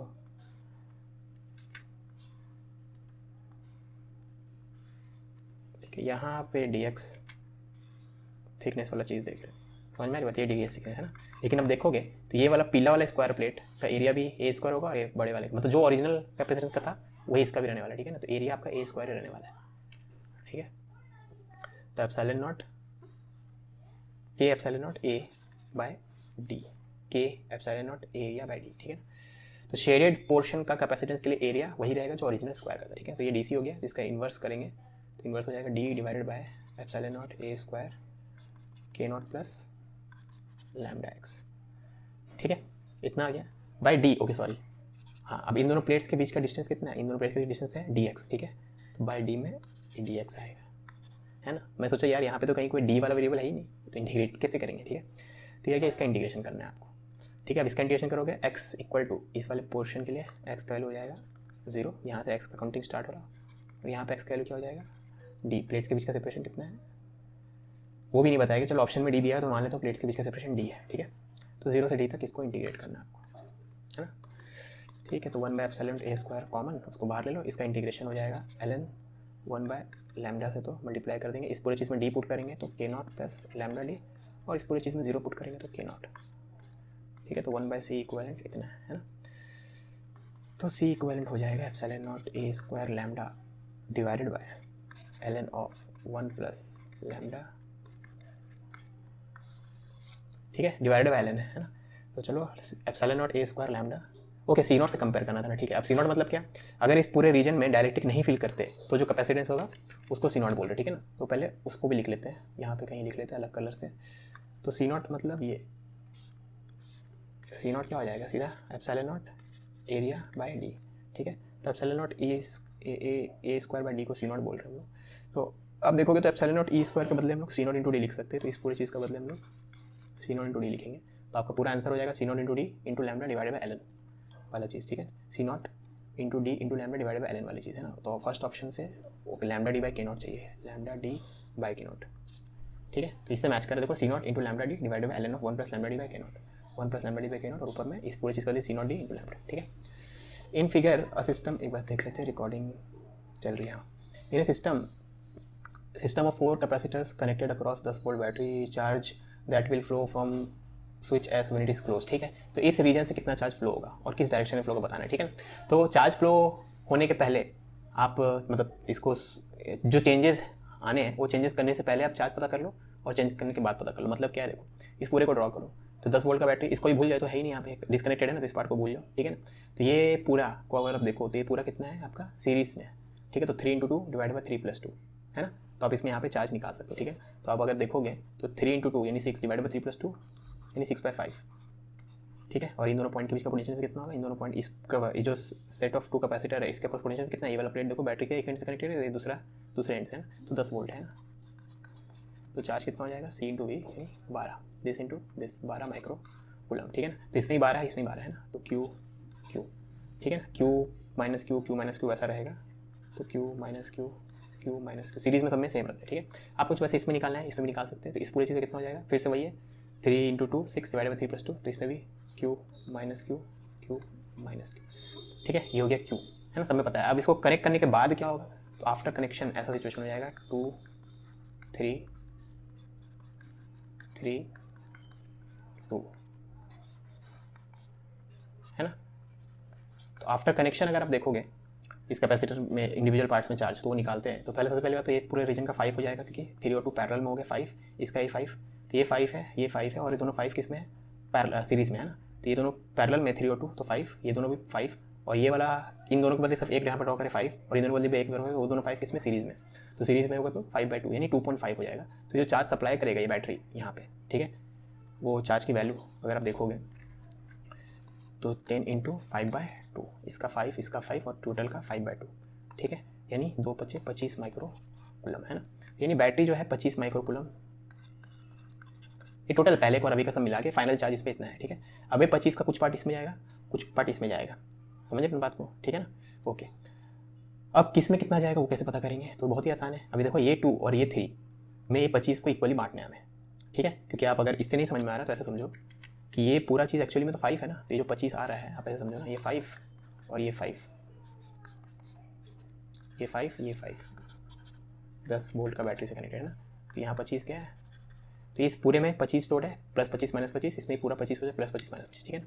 तो यानी ये जो कनेक्शन वाला पॉइंट है, यहाँ पे कनेक्शन वाला पॉइंट की इस तरफ भी 25 स्टोर्ड होगा, इस पॉइंट की इस तरफ भी 25 स्टोर्ड होगा, ठीक है। तो बेसिकली ये जो 25 यहाँ पे जा रहा है, ये 25 इन दोनों में डिवाइड होने वाला है। किस रेशियो में डिवाइड होगा, अब क्योंकि ये दोनों कैपेसिटर पैरेलल में है तो V तो सेम होगा, तो जितना ज़्यादा कैपेसिटेंस उतना ज़्यादा उसका चार्ज, ठीक है ना। तो अगर इसमें चार्ज स्टोर देखे 3 वाले में तो 3 × V हो जाएगा, इसमें स्टोर देखे तो 2 × V हो जाएगा, ठीक है। तो टोटल हो जाएगा 5 × V, 5 × V must be equal to 25, तो V की वैल्यू क्या हो जाएगी 5, मतलब इन दोनों पॉइंट के बीच का पोटेंशियल। याद ऐसे देखो, ये 10 वोल्ट है, अब इसका कैपेसिटेंस भी टोटल 5 है, इसका ही 5 है, तो सिमेट्री से इसके अक्रॉस भी 10 का आधा वोल्टेज ड्रॉप होगा, इसके अक्रॉस भी 10 का आधा, यानी इसके अक्रॉस भी 5, इसके अक्रॉस, तो इसके अक्रॉस 5 वोल्ट का पोटेंशियल डिफरेंस है, इसके अक्रॉस भी 5 वोल्ट का ही पोटेंशियल डिफरेंस है ना, ठीक है। तो 5 वोल्ट का पोटेंशियल डिफरेंस है और 2 का कैपेसिटेंस है, तो इसमें हो जाएगा 10, इसमें हो जाएगा 3, ठीक है। तो इसका डायग्राम का जरूरत नहीं है, अब आप यहीं पर डायरेक्टली बोल सकते हो 10 और 3, ठीक है ना, समझ में आ रही बात। तो आपको ये भी नहीं ड्रॉ करना तो ये भी ड्रॉ मत करो। इफ इसके अक्रॉस 5, पेन कहाँ, यहाँ 5, तो इसके अक्रॉस 5 वोल्ट है, तो 5 × 2 10, तो इसमें है 10, इसमें -10, इसमें हो जाएगा, इसके अक्रॉस 5 वोल्ट का है तो 5 × 3 चार्ज हो जाएगा 15, इसमें -15, ठीक है। इसको भूल जाओ, इसका ज़रूरत नहीं है, ठीक है। वैसे यहाँ पे भी करेंगे, है ना, तो यहाँ पे भी अब याद रखना, जो बैटरी के पॉजिटिव से तो वहाँ पॉजिटिव रहेगा, ठीक है। ये नेगेटिव से तो यहाँ नेगेटिव रहेगा, तो इसके लिए -15 वही लॉजिक से +15 और इसके लिए -10 +10, ठीक है। अब जो ओरिजिनल क्वेश्चन था, S को क्लोज करने के बाद कितना चार्ज फ्लो होगा इस पोर्शन के थ्रू, है ना, A से B के बीच में कितना चार्ज फ्लो होगा, ठीक है। उसके लिए क्या करो, यहाँ पर अगर आप टोटल चार्ज देखो, याद रखना ये चीज़ आइसोलेटेड है, अगर आप एक चीज़ ध्यान दो, ये ध्यान देना है ना, जो रीजन को मैं ड्रॉ कर रहा हूँ उसको ध्यान देना। क्या मैं बोल सकता हूँ ये चीज़ आइसोलेटेड है, मतलब दुनिया कोई भी चीज़ से फिजिकली कनेक्टेड नहीं है, देख लो, नहीं प्लेट्स के बीच में गैप होता है, कनेक्टेड नहीं होते लोग, ठीक है ना। तो ये पूरा आइसोलेटेड सिस्टम है, किसी से कनेक्टेड नहीं है दुनिया में, मैंने बाहर का कोई चीज़ से कनेक्टेड है ना। आइसोलेटेड इसका चार्ज कंजर्व रहेगा, तो आइसोलेटेड है मतलब Q इसका कांस्टेंट रहेगा ना, तो चार्ज कांस्टेंट रहेगा। तो अभी कितना चार्ज इसमें -Q + Q -Q + Q 0, ठीक है ना, तो चार्ज विल रिमेन कांस्टेंट और चार्ज अभी कितना है 0, तो 0 ही रहने वाला है चार्ज, ठीक है। तो अगर अभी चार्ज 0 है किसी आइसोलेटेड सिस्टम का तो बाद में भी 0 ही रहेगा, ठीक है। ओके, तो यहाँ भी अब देखो अभी 0 ही दिख रहा होगा, 15 और -15 0, 10 और -10 0, ठीक है। तो इससे कोई फ़ायदा होगा क्या, नहीं। लेकिन अगर आप इसको देखो, इस वाले पोर्शन में कितना चार्ज है अभी, इसमें -Q इसमें Q है, तो ये 0 और अभी भी कितना है -15 और 10, अभी तो 0 नहीं है ना, समझ रहे हो ना। आप अगर इस पोर्शन में देखो तो इसका ज़रूरत नहीं था, अब इस पोर्शन में देखो, ये वाला पोर्शन इसी से काम बन जाएगा। ये आइसोलेटेड नहीं है बाय द वे, ठीक है। इसमें भी चार्ज कितना है, तो इनिशियल चार्ज है इसका 0 और इसी पोर्शन का भी देखे चार्ज, वैसे ऊपर वाला का भी कर सकते थे, इस पोर्शन का फाइनल चार्ज कितना है -5। तो अगर पहले किसी पोर्शन का चार्ज 0 था, बाद में उस पोर्शन का चार्ज -5 है, इसका मतलब उसमें नेट चार्ज कितना आया, -5 आया या 5 चला गया, -5 माइक्रो कूलम, जो भी बोलना है, ठीक है। अब लेकिन ये चीज़ में चार्ज तो आ सकता है ऊपर से ही, क्योंकि ये चीज़ कनेक्टेड तो नहीं है लेफ्ट और राइट से, खाली ऊपर से ही कनेक्ट होने वाला है अभी, है ना, जो कि यहाँ पे हो गया ऊपर से, है ना, यानी ऊपर से ही चार्ज इसके पास आया होगा -5 माइक्रो कूलम, ठीक है। तो इसका मतलब क्या है, -5 माइक्रो कूलम ही, जो भी चेंज इन चार्ज है वो कनेक्शन के बाद ही तो आया, तो -5 माइक्रो कूलम फ्लोज फ्रॉम, ऊपर वाला पॉइंट का नाम क्या है, A to B, है ना, -5 A to B। अब इसी को इक्विवेलेंटली बोल सकते हो 5 micro coulomb flows from B to A।